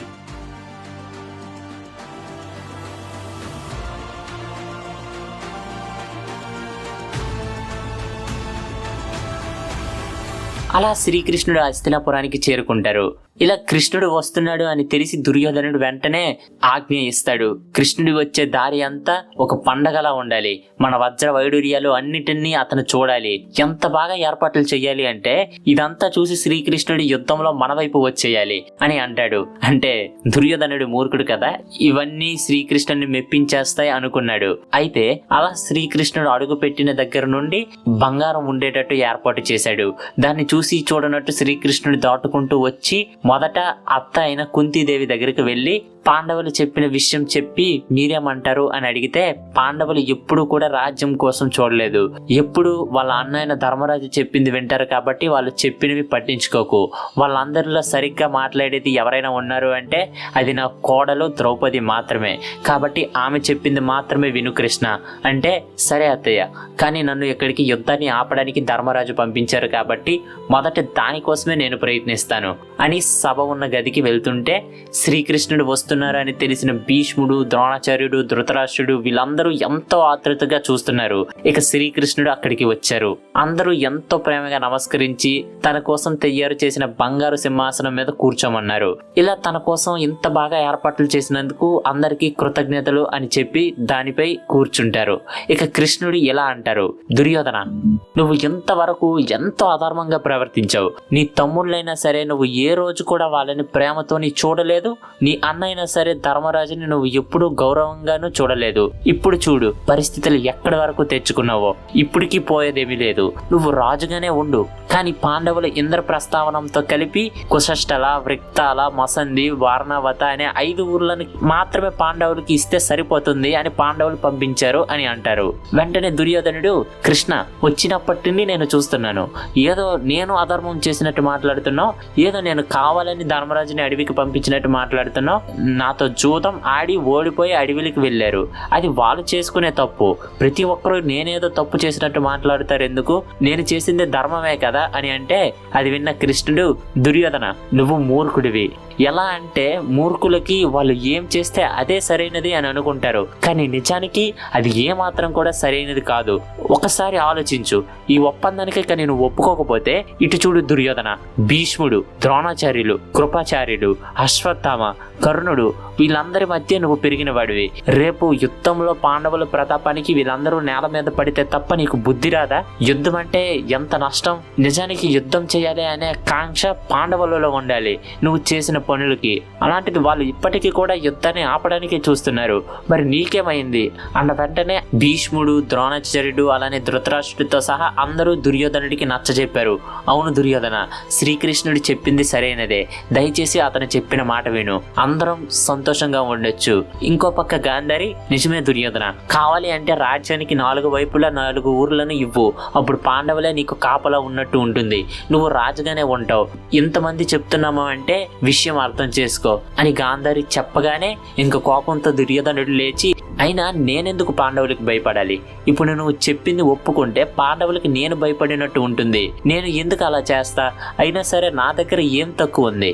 మా సమస్త సైన్యం, యోధులు, మాకు గురువులు, మా కులానికే పెద్దయిన భీష్మ పితామహులు వీళ్ళందరూ నా పక్కనే ఉంటే నేనెందుకు భయపడాలి? భయపడాల్సింది పాండవులు. ఏమన్నారు? 5 ఊర్లు కావాలా? ఇది నా రాజ్యం, ఇందులో 5 ఊర్లు కాదు కదా, నేను 5 అడుగులు కూడా వాళ్ళకి ఇవ్వను అని తేల్చి చెప్తారు. అయినా నాకు తెలుసు కృష్ణ, వాళ్ళ ధైర్యం వాళ్ళ వెనకున్న సైన్యం కాదు, వాళ్ళకి ఉన్న అస్త్రాలు కాదు, అవన్నీ మా దగ్గర కూడా ఉన్నాయి. కానీ వాళ్ళ ధైర్యం నువ్వే. నిన్ను యుద్ధంలో పట్టుకోవడం కన్నా అవకాశం వచ్చినప్పుడే నిన్ను బంధించడం మంచిది. సైనికులారా, ఈ కృష్ణుడిని ఇప్పుడే బంధించండి అని గట్టిగా అరుస్తారు. అంతే, అక్కడ సైనికులు మాత్రమే కాదు, అసలు దుర్యోధనుడు ఏం చేస్తున్నాడు అనేది అక్కడ ఉన్న వాళ్ళు ఎవ్వరికీ అర్థం కాలేదు. అయిపోయింది, అంతా అయిపోయింది, ఈ యుద్ధం ఈ రోజే ముగిసిపోబోతుంది అని అందరూ భయంలో ఉన్నారు. భీష్ముడు వెంటనే లేచి, దుర్యోధన, ఎట్టి పరిస్థితుల్లో ఇలాంటి పని మాత్రం చెయ్యకు, శ్రీకృష్ణుడు చాలా గొప్పవారు, అలాంటి అతన్ని ఇలా చేయటం మన హస్తినాపురి రాజ్యానికే ప్రమాదంగా మారబోతుంది అని అంటారు. అలానే అక్కడ ఉన్న వారందరూ చెప్పింది వినిపించుకోకుండా దుర్యోధనుడు ముందుకు వస్తున్నాడు. శ్రీకృష్ణుడు వెంటనే, అందరూ నిశ్శబ్దంగా ఉండండి, దుర్యోధనుడికి నిజంగానే నన్ను బంధించే ధైర్యం కానీ సత్తా కానీ ఉంటే రా దుర్యోధన, నీ ప్రయత్నం నువ్వు చెయ్యి అని అంటారు. ఇలా దుర్యోధనుడు దగ్గరికి వచ్చేసరికి ఒక్కసారి శ్రీకృష్ణుడి నుండి వెలుగు వస్తుంది. ఆ వెలుగు వల్ల అక్కడ ఉండేవారు ఎవ్వరికీ కళ్ళు కనబడవు. దుర్యోధనుడు గాలిలోకి ఎగిరి కింద పడిపోయాడు. హఠాత్తుగా వాతావరణం మారింది. శ్రీకృష్ణుడు విశ్వరూప ప్రదర్శన చేస్తున్నారు. అతని విశ్వరూపాన్ని తట్టుకోలేక భూమి మొత్తం కంపిస్తుంది. అలలు చాలా ఎగిసి పడుతున్నాయి. ఉరుములు, మెరుపులు ఇవన్నీ అసాధారణంగా మారిపోతున్నాయి. ఇంకా ఆ వెలుగు నుండి దుర్యోధనుడు చూస్తుంటే ఎటు చూసినా అతనికి శ్రీకృష్ణుడే కనిపిస్తున్నారు. ఏం చేయాలో దుర్యోధనుడికి అర్థం కావట్లేదు. కొద్ది క్షణాల్లోనే ఆ వెలుగులోనే ఒక ప్రపంచాన్ని చూశాడు దుర్యోధనుడు. అదంతా చూడలేక అతనికి చెమటలు పట్టేస్తున్నాయి. కళ్ళు తెరవలేకపోతున్నాడు. వెంటనే ధృతరాష్ట్రుడు, అయ్యా కృష్ణ, నాకు ఇంతవరకు ఒక్కసారి కూడా చూపు లేదు, దయచేసి నీ విశ్వరూపాన్ని చూడటానికైనా నాకు చూపునివ్వు అని అనగానే వెంటనే ధృతరాష్ట్రుడికి చూపు వస్తుంది. ఒక్కసారి ఆ దృశ్యాన్ని చూసి, చాలు, ఇక ఈ జీవితానికి ఇది చాలు, ఇంతటి అద్భుతాన్ని చూసిన నా కళ్ళతో నేను ఇంకేమీ చూడాలి అనుకోవట్లేదు, మళ్ళీ నా చూపుని తీసుకో కృష్ణ అని మళ్ళీ చూపుని కోల్పోతాడు. అలా ఏం జరుగుతుందో తెలియదు, కానీ అందరికీ తెలిసిన విషయం, ఆ రోజు అక్కడ జరిగింది ఒక విధ్వంసం, ఒక విశ్వరూపం. అతనికి ఎదురుగా వెళ్తే ఎలా ఉంటుందో చిన్న దృశ్యాన్ని చూపించారు. అంతే, ఎవరు బంధించడం కాదు కదా, ఏ ఒక్కరూ అతన్ని కనీసం ముట్టుకోలేకపోయారు. అలా కృష్ణుడు ఆ రోజు అక్కడ యుద్ధం అనివార్యం అని చెప్పి కోట నుండి బయటికి వచ్చేశారు. అలా బయట కర్ణుడు కనిపిస్తే, కర్ణ, కాస్త నాతో కొంత దూరం నడుస్తావా అని అడిగితే కర్ణుడికి ఏం అర్థం కాలేదు. సాక్షాత్తు శ్రీకృష్ణుడే నాతో ఏం మాట్లాడాలి అనుకుంటున్నారు అని, సరే కృష్ణ వస్తాను అని కృష్ణుడితో నడుచుకుంటూ హస్తినాపురి ద్వారం వరకు వెళ్తారు. అక్కడ కృష్ణుడు ఇలా అంటారు, కర్ణ, నువ్వు ఎంతో గొప్ప వీరుడివి, వాళ్ళేమనుకున్నా వీళ్ళేమనుకున్నా నువ్వు మాత్రం అవన్నీ అధిగమించి సాక్షాత్తు ఆ పరశురామ స్వామి దగ్గర శిక్షణ తీసుకున్నావు, ఒక గొప్ప వీరుల్లా మారావు. అయితే నీకు తెలియని విషయం ఇంకొకటి ఉంది, అదే నీ జన్మ రహస్యం అని అనగానే కర్ణుడు కళ్ళల్లో ఆతృత పెరుగుతుంది. ఎందుకంటే చిన్నప్పటి నుండి కర్ణుడు ఆలోచిస్తున్నది ఇది ఒక్కటే, ఈ విషయం అతనికి ఎప్పుడు తెలుస్తుంది అని. వెంటనే కృష్ణుడు, నిజానికి కర్ణ, నువ్వు అసలు సూతుడివే కావు, నువ్వు మహారాజువి. నీ తల్లి ఎవరో తెలుసా? కుంతీదేవి, నీ తమ్ముళ్ళు పంచ పాండవులు. ఇప్పుడు ఈ యుద్ధం జరుగుతుంది హస్తినాపుర సింహాసనం కోసం కదా, అది నీది అని కర్ణుడు పుట్టినప్పటి నుండి ఏం జరిగిందనే విషయాన్ని చెప్తారు. అది విన్న కర్ణుడు కొండంత బాధతో మోకాల మీద పడిపోతాడు. ఇదంతా విన్న తర్వాత నాకు రావాల్సిన గుర్తింపు రాలేదని నాకు ఏమాత్రం బాధ లేదు కృష్ణ. కళ్ళ ముందే నువ్వు ఎవరి కొడుకు, నువ్వు ఒక సూతుడివి అని ఎంతగా అవమానించినా కళ్ళ ముందే ఉన్న నన్ను నా కొడుకే అని చెప్పుకోలేనంత పని నేనేం చేశాను. ఇప్పుడు చూడు నా పరిస్థితి ఎంతవరకు వచ్చిందో, నా తమ్ముళ్ళపై నేనే యుద్ధం చేస్తున్నా అని అంటారు. వెంటనే కృష్ణుడు, కర్ణ, ఈ యుద్ధం ఆపగలిగే శక్తి నాకు గాని ఈ ప్రపంచంలో మరెవ్వరికీ గాని లేదు. ఆ శక్తి ఉన్నది కేవలం నీకే. ఎందుకంటే ఈ దుర్యోధనుడు నిన్ను చూసుకునే ఎంతలా ఎగురుతున్నాడు. నీకు రావాల్సిన గుర్తింపు నీకు వస్తుంది. పాండవులు నీకు తమ్ముళ్ళ నిన్ను కాపాడుతూ ఉంటారు. ధర్మరాజు నీ వెనకే ఉండి నిన్ను ధర్మ మార్గంలో ఒక గొప్ప రాజుగా ఉండేటట్టు చూసుకుంటారు. నువ్వు మొత్తం హస్తినాపురానికి రాజుగా మారొచ్చు. అది నేను జరిగేలా చేస్తాను. ఈ యుద్ధాన్ని ఆపి నీ కుటుంబంతో వచ్చే అని అడిగితే కర్ణుడు వెంటనే, కృష్ణ, నేను నా జీవితంలో ఎప్పుడూ అవమానాలను ఎదుర్కొంటూనే వచ్చాను. నన్ను వాటి నుండి దూరం చేసి నాకు ఒక కొత్త జీవితాన్ని ఇచ్చింది దుర్యోధనుడు మాత్రమే. అతను నా స్నేహితుడు. అలాంటిది ఇలాంటి సమయంలో నేను అతన్ని వదిలేసి వచ్చేస్తే నేను ఇచ్చిన మాటకి విలువే ఉంటుంది. నిజంగానే ఇదే విధి అయితే దీన్ని ఇలానే అవ్వనివ్వండి, ఇలానే యుద్ధం జరగనివ్వండి, ఇలానే నన్ను యుద్ధంలో ఒక వీరులాగానే చనిపోనివ్వండి. అయినా నేను ఎవరి దగ్గర చనిపోవట్లేదు కదా. నేను ఒకవేళ చనిపోతే నా తమ్ముళ్ళ చేతిలోనే కదా. అంతేకాని నేను నా మాటను వెనక్కి తీసుకోలేను కృష్ణ. కానీ ఈ విషయం మన ఇద్దరి మధ్యలోనే ఉండనియండి. ఇది మరెవరికి చెప్పొద్దు, ముఖ్యంగా ధర్మరాజుకి. అతను ఎప్పుడు ధర్మం ధర్మం అంటూనే ఉంటారు. నేను అన్నయ్యని అని తెలిస్తే యుద్ధం అప్పుడే ఆపి రాజ్యాన్ని తెచ్చి నా కాళ్ళ దగ్గర పెట్టేస్తాడు. నేను ఖచ్చితంగా నా మాట వల్ల ఆ రాజ్యాన్ని దుర్యోధనుడికి ఇచ్చేస్తాను. ఇది జరగకూడదు. ధర్మరాజు లాంటి వ్యక్తి రాజుగా అవ్వాలి. కాబట్టి కృష్ణ, ఇది ఇలానే జరగనివ్వండి, మమ్మల్ని ఇలానే ఓడిపోనివ్వండి అని చెప్తారు. ఇక ఆ మాటలు విన్న కృష్ణుడు, ఇక నువ్వు నిర్ణయించుకున్నావు కదా, ఇక యుద్ధం అనివార్యం. ఈ యుద్ధం ఖచ్చితంగా జరుగుతుంది. ఒక కొత్త యుగానికి, ఒక కొత్త ధర్మస్థాపనికై ఈ యుద్ధం ఖచ్చితంగా జరుగుతుంది అని కర్ణుడిని గట్టిగా కౌగలించుకొని శ్రీకృష్ణుడు తిరిగి పాండవుల దగ్గరికి వెళ్ళిపోతారు. అలా యుద్ధం దగ్గర పడుతుంది. ఇక పాండవ సైన్యంలో కొంతమంది, అంటే ఉప పాండవులు, వీళ్ళందరూ ఒక్క చోట చేరి యుద్ధం మాకు కొత్త కదా, మేమేం చేయగలము అని అంటే అప్పుడు ధర్మరాజు అక్కడికి ఒక వ్యక్తిని పిలిపించి, ఇలాంటి యుద్ధం మొదలు పెట్టే ముందు ప్రతి ఒక్కరికి ఒక కథ తెలియాల్సి ఉంది. ఈ కథలో ఒక మనిషి బ్రతకడానికి కావాల్సిన విలువలన్నీ ఉంటాయి. అదే ఆ శ్రీకృష్ణుడి కథ. చెప్పండి, కృష్ణుడు ఎలా పుట్టారు, ఎలా పెరిగారు, ఎలా చిన్న వయసులోనే కంసుని వధించి అందరిని విముక్తిని చేశారు అనేది అందరం వినటానికి సిద్ధంగా ఉన్నాం అని అంటారు. ఇక ఆ వ్యక్తి శ్రీకృష్ణుని కథను చెప్పడం ప్రారంభిస్తారు. మరి అసలు ఆ కథ ఏంటి? ఇవన్నీ తెలుసుకోవాలి అంటే ఖచ్చితంగా మీరు మన నెక్స్ట్ ఎపిసోడ్ అయిన MB ఎపిసోడ్ 31 కోసం వెయిట్ చేయాల్సిందే. ఓన్లీ నెక్స్ట్ ఎపిసోడే కాదు, నెక్స్ట్ ఎపిసోడ్ నుండి ఒక 3 to 4 ఎపిసోడ్స్ కృష్ణుడి స్టోరీయే ఉంటుంది. ఎంతో అద్భుతంగా ఉండబోతుంది అండ్ మేము కూడా అలానే చెప్పడానికి ప్రయత్నించాం.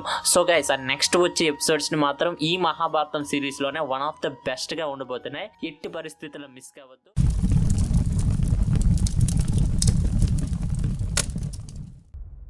యదా యదా హి ధర్మస్య గ్లానిర్భవతి భారత అభ్యుత్థానమధర్మస్య తదాత్మాం సృజామ్యహం పవిత్రానాయ సాధూనాం వినాశానాయ చతుష్కృతం ధర్మ సంస్థాపనార్థాయ సంభవామి యుగే యుగే.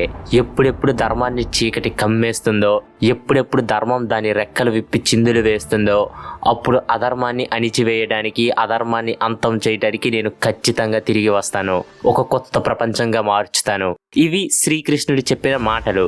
మొదట భూమిపైన కొన్ని వేల సంవత్సరాలు వర్షాలు పడ్డాయి, సముద్రాలతో నిండిపోయింది. అలా కొన్ని సంవత్సరాల తర్వాత ఆ సముద్రంలో చేపలు పుట్టాయి. దీనిని విష్ణువు మత్స్యావతారం అంటారు. తరువాత ఆ నీటిలో ఉండే చేప బయటికి రావడానికి ప్రయత్నించింది. అప్పుడు అది తాబేలుగా మారి సముద్రం నుండి మొదటిసారి బయటికి వచ్చింది. ఇది విష్ణువు రెండవ అవతారమైన కూర్మ అవతారంగా చెప్పుకుంటారు. ఇక అదే జంతువు భూమిపై 4 కాళ్ళతో తిరగటం మొదలు పెట్టింది. అప్పుడు వచ్చిన 3వ అవతారమే వరాహ అవతారం. ఆ 4 కాళ్ళ జీవులు చెట్లు ఎక్కడం ప్రారంభించాయి. 2 కాళ్ళను పైకెత్తి నడవటం మొదలు పెట్టాయి. ఈ 2 కాళ్ళతో నడవటం మొదలు పెట్టినప్పుడే వచ్చిన 4వ అవతారం శ్రీ నరసింహ అవతారం. దీని తర్వాత భూమిపై మానవుల జీవనం కొనసాగింది. కానీ వాళ్ళకి తెలివి ఉండేది కాదు. దీనిని తెలపడానికే నేలకి 3 అడుగుల ఎత్తు ఉన్న వామన అవతారం వచ్చింది. ఇక దీని తర్వాత పరశురామ అవతారం, రామ అవతారం, శ్రీకృష్ణ అవతారంతో భూమిపై ధర్మస్థాపనం చేశారు. ఇలా ఈ సృష్టి మొత్తాన్ని అతనే నడిపిస్తున్నారు. అలాంటి ఈ ద్వాపర యుగంలో ఈ సృష్టికే నిలయమైన మహావిష్ణు శ్రీకృష్ణుడిలా ఎలా పుట్టారు, ఎన్నో రాక్షసుల్ని ఎలా చంపారు, ఇవన్నీ తెలుసుకోవాలి అంటే hello guys, welcome back to CJ stories Mahabharatam episode number 31.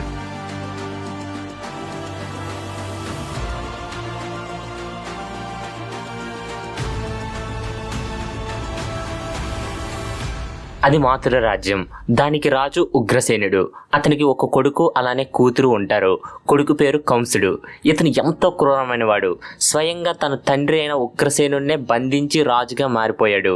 అలా రాజుగా మారి ఎన్నో రాజ్యాలని అంతం చేసి ఎంతో మంది రాక్షసులతో మిత్రత్వం పెంచుకొని అతని పేరు చెప్తే అందరూ భయపడేలా చేశాడు. అయితే ఇతనికి ఒక చెల్లి ఉంది. తన పేరే దేవకి. ఒకరోజు దేవకి దేవికి అలానే వాసుదేవుడికి పెళ్లి జరుగుతుంది.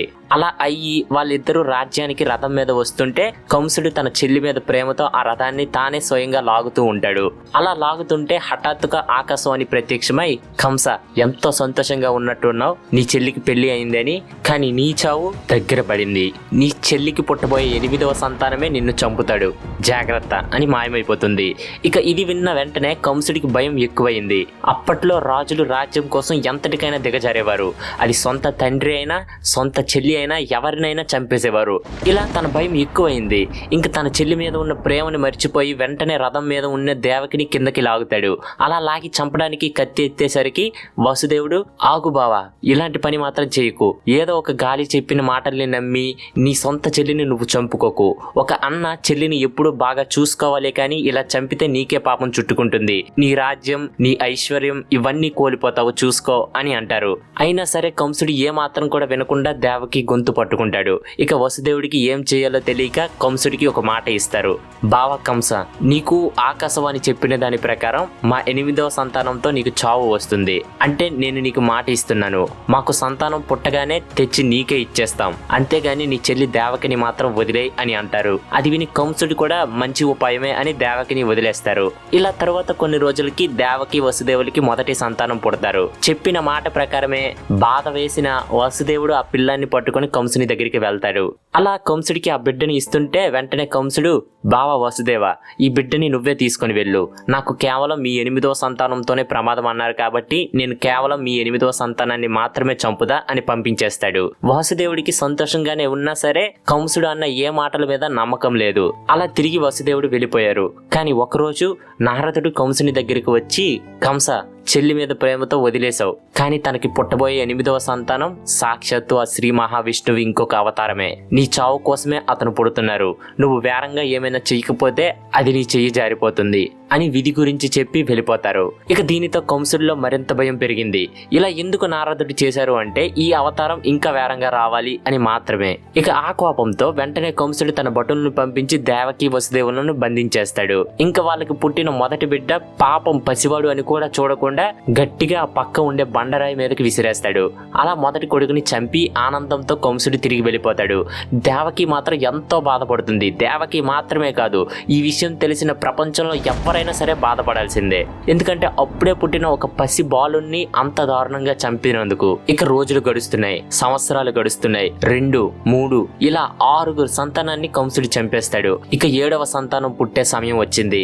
ఆదిశేషు అనే మనోహరమైన విష్ణుదేవుని తేజస్సు దేవకి గర్భంలోకి ప్రవేశించారు. ఆ సమయంలో విశ్వరూపుడు అయిన హరి తనను నమ్మిన యాదవులకు కంసుని వలన భయం కలుగుతుందేమో అని యోగమయ దేవితో ఇలా అన్నాడు, నువ్వు గోపికలు ఉన్న వ్రేపల్లికి వెళ్ళు. వాసుదేవుడు భార్యలందరినీ కంసుడు బంధించేశాడు, కేవలం రోహిణిని తప్ప. వెళ్ళి దేవకి కడుపులో ఉన్న ఈ బిడ్డని రోహిణి కడుపులోకి ప్రవేశించేలా చెయ్యు. నేను నా అంశంతో దేవకిలో జన్మిస్తాను అని అంటారు. ఆ తరువాత నందుని భార్య అయిన యశోదాదేవికి నువ్వు కూతురుగా పుట్టు అని యోగమయ దేవితో చెప్తారు. చెప్పినట్టుగానే దేవకి కడుపులో ఉన్న ఆ బిడ్డను రోహిణి దేవి కడుపులోకి యోగమయ దేవి మార్చేస్తారు. ఇక్కడ చూస్తే దేవకి గర్భస్రావణం జరిగింది అని అందరూ ఎంతో బాధపడతారు. కొన్ని రోజులకు రోహిణి దేవి దేవికి ఒక కొడుకు పుడతారు. గర్భాన్ని బయటికి లాగడం ద్వారా పుట్టినవాడు కాబట్టి సంకర్షణుడు అని, చాలా బలవంతుడు కావడం వలన బలభద్రుడు అని, అందరినీ ఆనందంగా చూసుకునేవాడు కాబట్టి రాముడు అని అతనికి పేర్లు వచ్చాయి. ఇతనే తరువాత రాబోయే కాలంలో బలరాముడు అనే పేరుతో పిలువబడతారు. ఇక సమయం వచ్చింది. ఎన్నో ఏళ్ల నుండి దేవతలు ధర్మస్థాపనకై ఎదురు చూస్తున్న సమయం వచ్చింది. ఆ శ్రీ మహావిష్ణువే స్వయంగా వసుదేవునిలో ప్రవేశించగానే సూర్యకాంతితో అతను వెలిగిపోయాడు. ఈ విషయం జంతువులన్నీ ముందే పసిగట్టాయి. ఆనందంతో ప్రకృతి తన అందాలని చూపించింది. ఆ వాసుదేవుడు తనలో ప్రవేశించిన విశ్వ తేజస్సుని దేవకీ దేవిలోకి ప్రవేశింపజేశారు. ఆ విష్ణు తేజస్సు సృష్టి అంతటా నిండి ఉంది. అది అన్నిటికీ ఆత్మ, లోకాలకన్నిటికీ క్షేమం చేకూర్చేది. ఆ తేజస్సు అచ్చులో పోసినట్లు తనలో ప్రవేశించగానే దేవకీదేవి కొత్త కాంతితో ప్రకాశించింది. తూర్పు దిక్కు అనే స్త్రీ చంద్రోదయానికి ముందు చంద్రుని కాంతితో నిండిపోయినట్లు దేవకీదేవి ఎంతో అద్భుతంగా ప్రకాశించింది. మొత్తం ప్రపంచాన్ని తన కడుపులో దాచుకున్న శ్రీ మహావిష్ణువు స్వయంగా దేవకీదేవి కడుపులో పెరుగుతూ వస్తున్నారు. ఆమెలో కనిపించిన ప్రతి మార్పు శత్రువుల్లో భయాన్ని నింపుతూ వచ్చింది. పంచభూతాలు అతన్ని చూడటానికి వెళ్ళినట్లు దేవకీదేవికి చెమటలు పుట్టడం మొదలుపెట్టాయి. అలానే తన శరీరం కాంతితో మెరిసింది. భూమి ఆ కడుపులోనే బాలుని పూజించడానికి వెళ్ళినదా అన్నట్లు దేవకీదేవి మన్ను తినడం ఎక్కువైంది. గర్భంలో ఉన్న ఆ శిశువుని సేవించడానికి స్వయంగా ఆకాశమే రూపం ధరించి వచ్చిందా అన్నట్లుగా ఆమె నడుము విశాలమైంది. ఈ విధంగా లోకంలో అన్నిటినీ తన కడుపులోనే దాచుకున్న విష్ణుదేవుణ్ణి మోస్తూ దేవకీదేవి కారాగారంలో గడుపుతుంది. ఇక సమయం రానే వచ్చింది. శ్రీ మహావిష్ణు కొత్త అవతారాన్ని ఎత్తే సమయం. ఇక దేవకీదేవి దగ్గరకు సమస్త దేవతలు వచ్చి ఇలా అంటారు: మహానుభావ, నీవు సత్యమే వ్రతంగా కలవాడువు. జరిగినది, జరుగుతున్నది, జరగపోయేది అయిన కాలములో నీవు ఉంటూ ఉంటావు.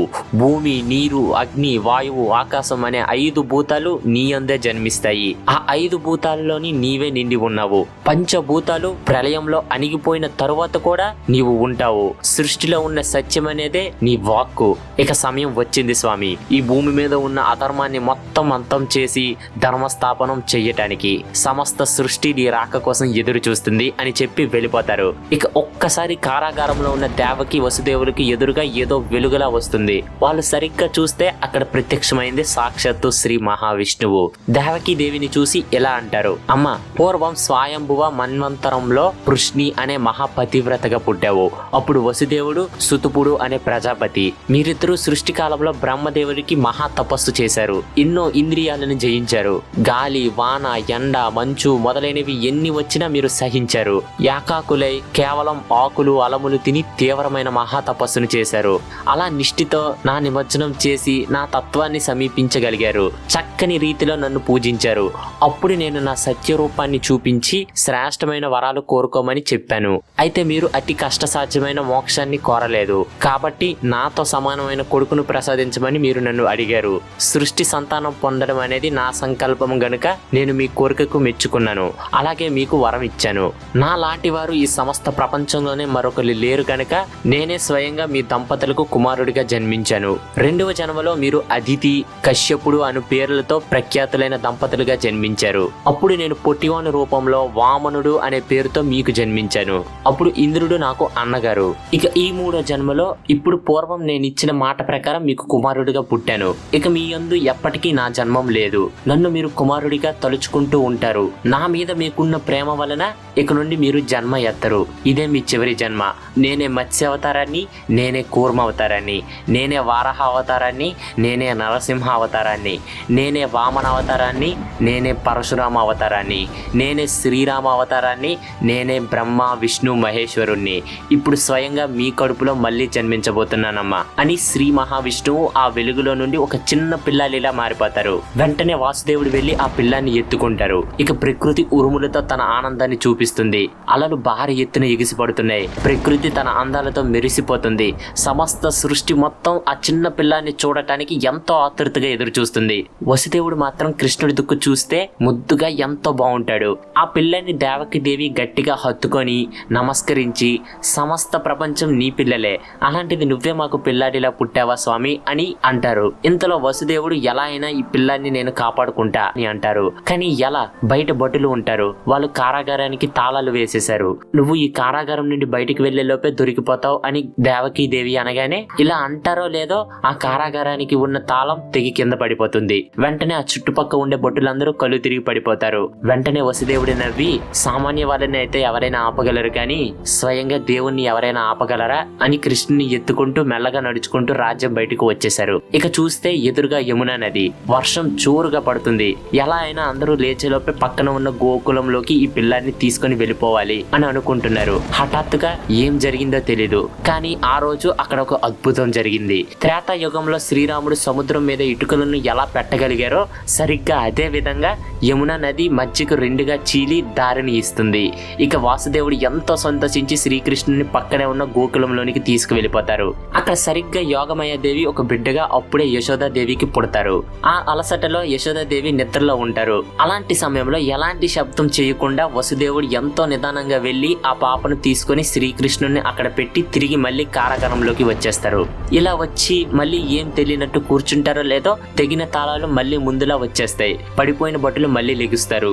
లేచి చూస్తే 8వ సంతానం పుట్టి గట్టిగా ఏడుస్తూ ఉంటుంది. వెంటనే పరిగెట్టుకుంటూ కంసుని దగ్గరికి వెళ్లి 8వ సంతానం పుట్టింది మహారాజా అని చెప్తారు. ఇక కంసుడు క్రూర మృగంలా 8వ సంతానాన్ని చంపడానికి ఒక పెద్ద కత్తిని పట్టుకుని వస్తున్నాడు. ఈ రోజుతో నా భయం పూర్తవుతుంది అని అనుకుంటున్నాడు. అలా వచ్చి చూస్తే అది ఒక ఆడబిడ్డ.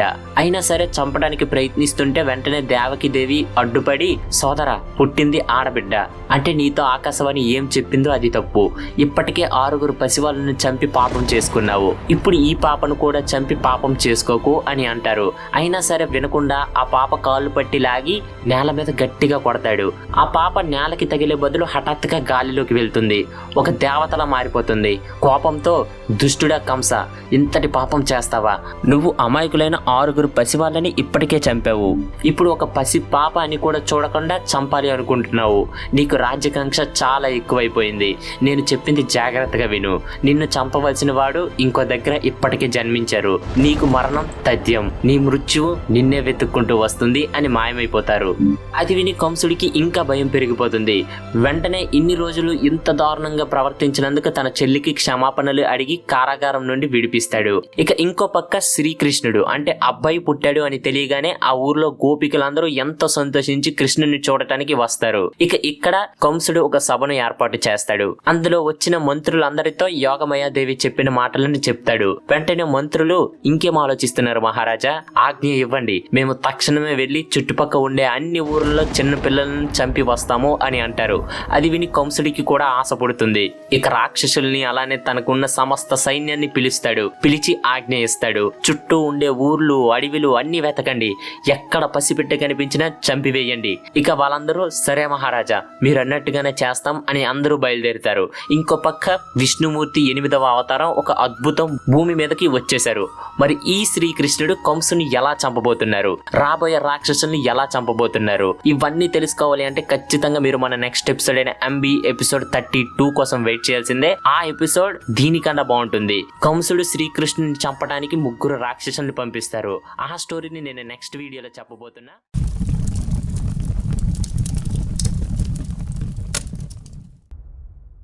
అలా శ్రీకృష్ణుడు ఈ భూమి మీద విష్ణువు 8వ అవతారంలో జన్మించారు. రేపల్లిలో యశోదాదేవి పొద్దున్నే లేచి చూడగానే మొదట శ్రీకృష్ణుడిని చూస్తారు. అలా చూసి ఎంతో మురిసిపోయి ఇక ఆనందంతో ఆ ఊరు మొత్తం ప్రచారం చేస్తారు, నాకు కొడుకు పుట్టారు అని. ఇక ఆ ఊర్లో ఉండే ప్రతి ఒక్కరూ వాళ్ళని వాళ్ళు బాగా అలంకరించుకొని యశోదాదేవి ఇంటికి వస్తున్నారు. వేరంగా నడవాలి అనుకున్నా నడవలేకపోతున్నారు. అలా కాసేపటికి అక్కడికి చేరుకుంటారు. అక్కడ ముందుగా ఉన్న చిన్ని కృష్ణుడిని చూసి ఎంతో ముచ్చట పడతారు. ఆ పిల్లాడితో ఆడుకుంటారు. తర్వాత ఉయ్యాలలో పెట్టి పాటలు పాడుతూ ఊపుతుంటారు. సరిగ్గా చెప్పాలి అంటే అక్కడ ఉండే వాతావరణం ఒక పండుగలా మారిపోయింది. ప్రపంచాన్ని సృష్టించిన ఆ భగవంతుడు గోపికలు పాటలు పాడుతుంటే ఎంతో ముద్దుగా పడుకుంటున్నారు. మరి తర్వాత ఏం జరగబోతుంది? Hello guys, welcome back to CJ stories Mahabharatam episode number 32.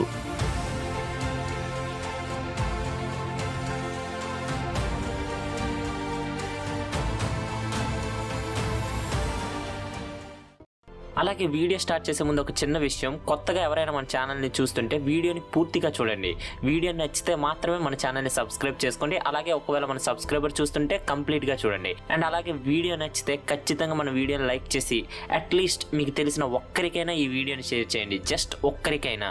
ఇది మా సైడ్ నుంచి ఒక రిక్వెస్ట్ అనుకోండి. అప్పుడే ఈ మహాభారతం సిరీస్ ఇంకా గ్రో అవుతుంది, ఇంకా చాలా మందికి రీచ్ అవుతుంది. కేవలం నచ్చితే మాత్రమే. అండ్ అలాగే ఈ సిరీస్ గురించి ఏవైనా డౌట్స్ ఉన్నా, నెక్స్ట్ వీడియో ఎప్పుడు రిలీజ్ అవుతుంది జరుగుతుంది అని తెలుసుకోవాలి అనుకున్నా, లేకపోతే మేమేమైనా ఇంప్రూవ్ చేసుకోవాలి నెక్స్ట్ వీడియో నుంచి అని మీరు అనుకున్నా, మా ఇన్స్టాగ్రామ్ హ్యాండిల్ CJ Stories 2023 అని ఉంటుంది. లింక్ డిస్క్రిప్షన్లో ఇస్తున్నాను, తప్పకుండా ఫాలో చేయండి. Let's get back to the video. ఇలా కంసుడు పడుకున్నా లేచినా ఎక్కడికి వెళ్ళినా ఆ రోజు యోగమాయాదేవి అన్న మాట గుర్తుకొస్తుంది. రోజు రోజుకి ఆ పిల్లాన్ని వెతకటానికి మరింత క్రూరమైన వాడిలా మారిపోతున్నారు. ఇంకా అతని సైన్యం రాక్షసులైతే చుట్టుపక్కల ఉండే ఊర్ల మీద దండయాత్రలు చేస్తున్నారు. దొరికిన వాళ్ళని అక్కడికక్కడే చంపేస్తున్నారు. దీనివల్ల చుట్టుపక్కల గ్రామంలో ఉన్న ప్రజలకి ఒక రకమైన భయం పుట్టుకొచ్చింది. ఇంతలో వసుదేవుడు వ్రేపల్లిని చూడటానికి వెళ్తారు. అలా వెళ్తుంటే ఎదురుగా యశోదాదేవి భర్త అయిన నందుడు కనిపిస్తాడు. అతన్ని చూడగానే వసుదేవుడికి ఎంతో సంతోషం కలుగుతుంది. దగ్గరకు వెళ్ళి, మిత్రమా నంద, నీకు కొడుకు పుట్టాడు అని విన్నాను, ఎంత పుణ్యం చేసుకుని ఉంటావో అని అంటారు. వెంటనే నందుడు, అవును వసుదేవ, నేను కూడా మీకు ఆ కంసుడు కారాగారంలో చేసిన అన్యాయం గురించి విన్నాను. మీరు దానికోసం ఏం బాధపడకండి, నాకు పుట్టిన ఈ కొడుకుని మీ కొడుకనే అనుకోండి అని అంటారు. అది విని వసుదేవుడు సంతోషించి, కానీ ఒకటి చెప్తా గుర్తుపెట్టుకోనందా, త్వరలో ఈ ఊరికి అలానే ఈ పిల్లాడికి కంసుని వల్ల చాలా ప్రమాదం రాబోతుంది, జాగ్రత్త అని చెప్పి వెళ్ళిపోతారు. నందుడికి మాత్రం ఏం అర్థం కాదు. ఇక ఇక్కడ కృష్ణుడు పుట్టారనే ఆనందంలో అందరూ ఉంటే ఇంతలో కంసుడి బాధను చూసి అతని దగ్గర పేరు సంపాదించుకోవటానికి ఒక రాక్షసి బయలుదేరుతుంది. ఆమె పేరే పుటానా. ఈ రాక్షసి కృష్ణుని వెతకడానికి బయలుదేరుతుంది. ఈమె తన పాలను ఇచ్చి చిన్నపిల్లలను చంపేస్తూ ఉంటుంది. అలా దగ్గరలో ఉండే ఊర్లలో హఠాత్తుగా పిల్లలు చనిపోతూ వస్తున్నారు. ఎవరికి ఏం అర్థం కావట్లేదు. అయితే అలా ఈ రాక్షసి తన భారీ శరీరం అలానే భీకరమైన ముఖంతో ఒక రోజు ఆకాశంలో వెళ్తుంది. అలా వెళ్తూ వ్రేపల్లి గ్రామాన్ని చూస్తుంది. అలా చూస్తుందో లేదో వెంటనే తన రాక్షస రూపం నుండి ఒక అందమైన అమ్మాయిలా మారిపోతుంది. అలా మారి వ్రేపల్లి గ్రామం వీధుల్లో నడుస్తుంటే ప్రతి ఒక్కరూ ఆమెనే చూస్తున్నారు. అలా గ్రామంలో అందరూ ఎంతో ముద్దుగా చూసుకునే శ్రీకృష్ణుడి మీద పుటానా రాక్షసి కన్ను పడింది. ఎలానో ఇంట్లో నందుడు లేడు. కేవలం యశోదాదేవి అలానే కొంతమంది గోపికలు మాత్రమే ఉన్నారు. ఇదే సరైన సమయం అని ఇక నేరుగా ఇంటికి వెళ్లి అక్కడ ఉండే వారితో బాగా మాట్లాడటం మొదలు పెట్టింది. అందరూ ఆమెను నమ్మారు. కానీ కృష్ణుడు దూరం నుండి ఈ రాక్షసి చేసిన పనులను చూసి నవ్వుకుంటున్నారు. ఇక అలా శ్రీకృష్ణుడిని నేను ఒకసారి చూస్తాను అని దగ్గరికి వెళ్ళింది. వెళ్ళి చిన్న కృష్ణుడిని తన చేతిలోకి తీసుకొని ఒడిలో పెట్టుకుంటుంది. ఇక ఆమె ప్రతి పిల్లడికి చేసే పని తను పాలు పెట్టే దగ్గర విషాన్ని రాసుకుంటుంది. అలా ఎవరు తాగినా ఆ విషం వాళ్ళ నోట్లోకి వెళ్ళిపోయి చనిపోతారు. ఇక ఈ పిల్లాన్ని కూడా ఇలానే చంపేద్దామని చనుపాలని ఇవ్వటానికి ప్రయత్నిస్తుంటే వెంటనే యశోదాదేవి అడ్డుకుంటారు. ఏమమ్మా, నువ్వెవరో మాకు తెలీదు, చూస్తుంటే ఊరికి కొత్తగా వచ్చావు, మా కృష్ణుడికి కొంచెం దూరంగా ఉండు అని అంటారు. అయినా సరే మాటలను లెక్క చేయకుండా శ్రీకృష్ణుడికి పాలు ఇస్తుంది. మొదట్లో మెల్లగా తాగుతారు. తరువాత ఒక్కసారి ఆ రాక్షసికి ఎంతో నొప్పి కలుగుతుంది. నొప్పికి గట్టిగా అరుస్తూ లేచి అటు ఇటు పరిగెడుతుంది. నిమిషానికి తన నిజస్వరూపానికి వచ్చేస్తుంది. అలా ఒక పెద్ద రాక్షసిలా మారిపోతుంది. శ్రీకృష్ణుడి తన ఒంట్లో ఉన్న ప్రాణాన్ని మొత్తం పీల్చేస్తారు. అలా నొప్పిని తట్టుకోలేక కాసేపట్లో కింద పడి ఆ రాక్షసి అక్కడికక్కడే చనిపోతుంది. అంత పెద్ద శరీరం ఒక్కసారి నేల మీద పడేసరికి ఒక పెద్ద శబ్దం వస్తుంది. ప్రజలు అందరూ భయపడతారు. ఆ రాక్షసి నొప్పితో అరుస్తుంటే భయంతో ప్రజలు ఎవ్వరూ కూడా ఇంటి నుంచి బయటికి కూడా రాలేదు.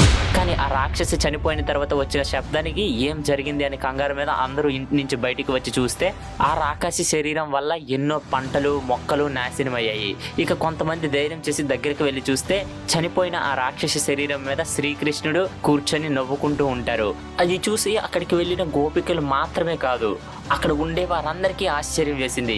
ఏం జరిగిందో అర్థం కాలేదు. అయినా సరే చిన్ని కృష్ణుడికి ఏం జరగలేదు అని అందరూ చాలా సంతోషిస్తారు. వెంటనే యశోదాదేవి పరిగెట్టుకుంటూ వచ్చి ఆ పిల్లాన్ని గట్టిగా హత్తుకుంటారు. అందుకే అందరూ చెప్తూ ఉంటారు, తెలియని వాళ్ళతో జాగ్రత్తగా ఉండడం మంచిది, ఏమాత్రం కూడా చనువు ఇవ్వకూడదు అని. ఇక నందుడు వసుదేవుడు చెప్పిన మాటలని ఆలోచిస్తూ తిరిగి ఊర్లోకి వచ్చి చూస్తే ఇంతటి విధ్వంసం జరుగుతుంది. వెంటనే ఆ రాక్షసి శరీరాన్ని కాల్చేద్దామని నిర్ణయించుకుంటారు. కానీ ఊరికి దగ్గరలో కాలిస్తే ఊరు ప్రజలకు ప్రమాదం అని ఊరు బయట కాల్చడానికి ఆ శరీరాన్ని తీసుకుని వెళ్తారు. కానీ విచిత్రంగా సాధారణంగా ఏదైనా రాక్షసి శరీరం కాలుతుంటే దాని నుంచి చాలా దుర్వాసన వస్తుంది. కానీ ఈ రాక్షసి శరీరం కాలుతుంటే దుర్వాసన కాకుండా ఎంతో మంచి వాసన వస్తుంది.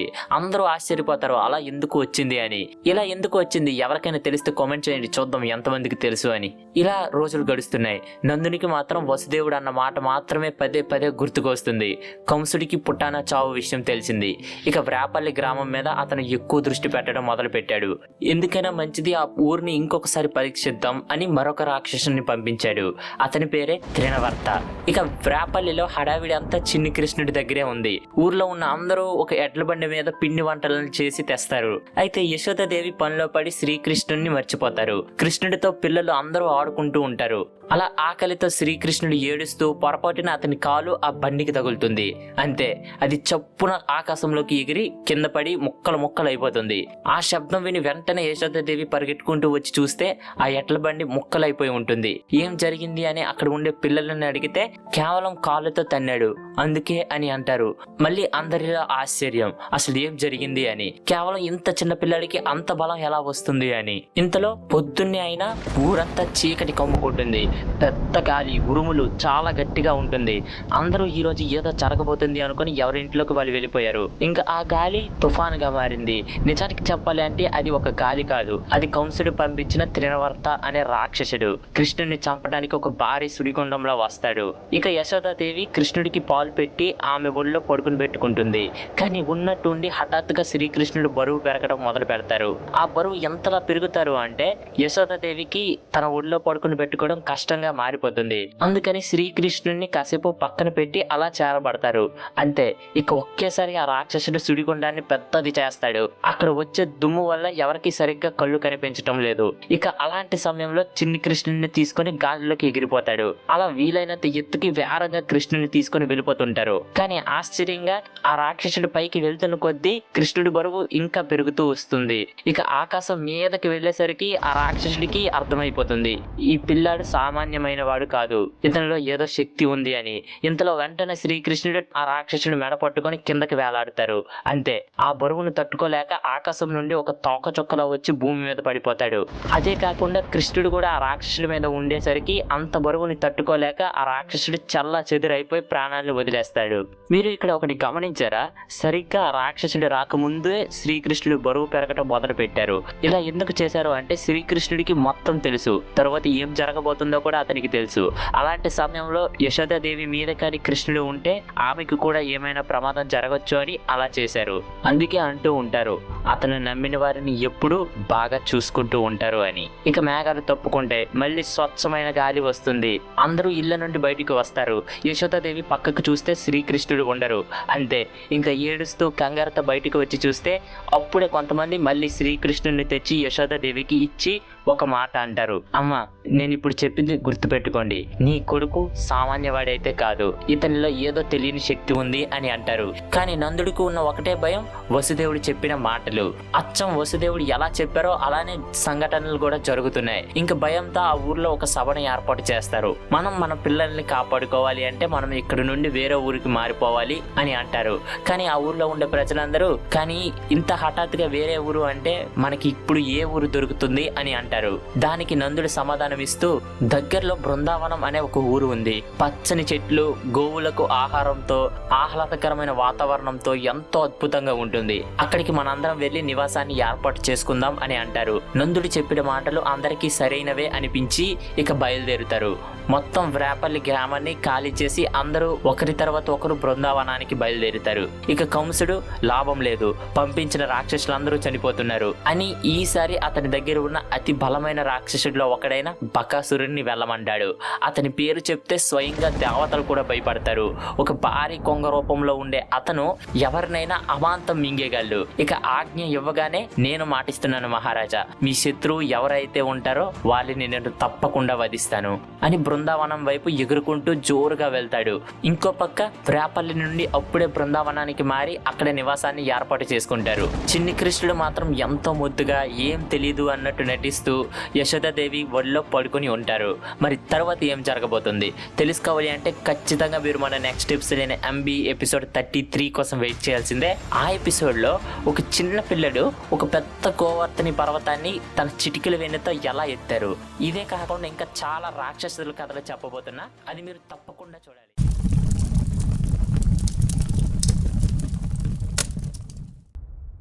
ఇక రాక్షసుల బారి తట్టుకోలేక వ్రాపల్లి నుండి బృందావనానికి వచ్చి నివాసాన్ని ఏర్పాటు చేసుకుంటారు. అలా శ్రీకృష్ణుడు పెరుగుతూ నడవటం మొదలు పెడతారు. అతను నడవటానికి కాళ్ళు భూమి మీద పెడితే ఆ భూమికే అందం వచ్చింది. ఇక ఒక రోజు శ్రీకృష్ణుడు తన స్నేహితులతో కలిసి ఆడుకుంటున్న సమయంలో వాళ్ళ మీద నుండి ఏదో ఒక పెద్ద నీడలా వెళ్ళింది. ఒక్కసారి వాళ్ళందరూ ఆడుకోవటం ఆపేసి పైకి చూశారు. చూస్తే అది ఒక పెద్ద కొంగ రూపంలో ఉండే బకాసుర అనే రాక్షసుడు వేరంగా వచ్చి తన నోటితో శ్రీకృష్ణుడిని పట్టుకొని గాలిలోకి ఎగిరిపోతాడు. అంతే, ఇక కృష్ణుడికి ఏదో అయిపోయింది అని అందరూ ఏడ్చుకుంటూ కూర్చుంటారు. కానీ హఠాత్తుగా ఆ కొంగ చాలా వేగంతో వచ్చి భూమి మీద పడింది. దాని నోటి నుండి శ్రీకృష్ణుడు బయటకు వచ్చి ఆ రాక్షసుడి నోరుని పట్టి బలాన్ని పూర్తిగా కూడా కాదు, ఏదో అలా కర్ర మొక్కను విరిచినట్టు 2 ముక్కలుగా విరిచేస్తారు. అంతే, ఆ దృశ్యం చూసిన పిల్లలందరూ కృష్ణ కృష్ణ అని అరవటం మొదలు పెట్టారు. మరి తర్వాత ఏం జరగబోతుంది? Hello guys, welcome back to CJ stories Mahabharatam episode number 33.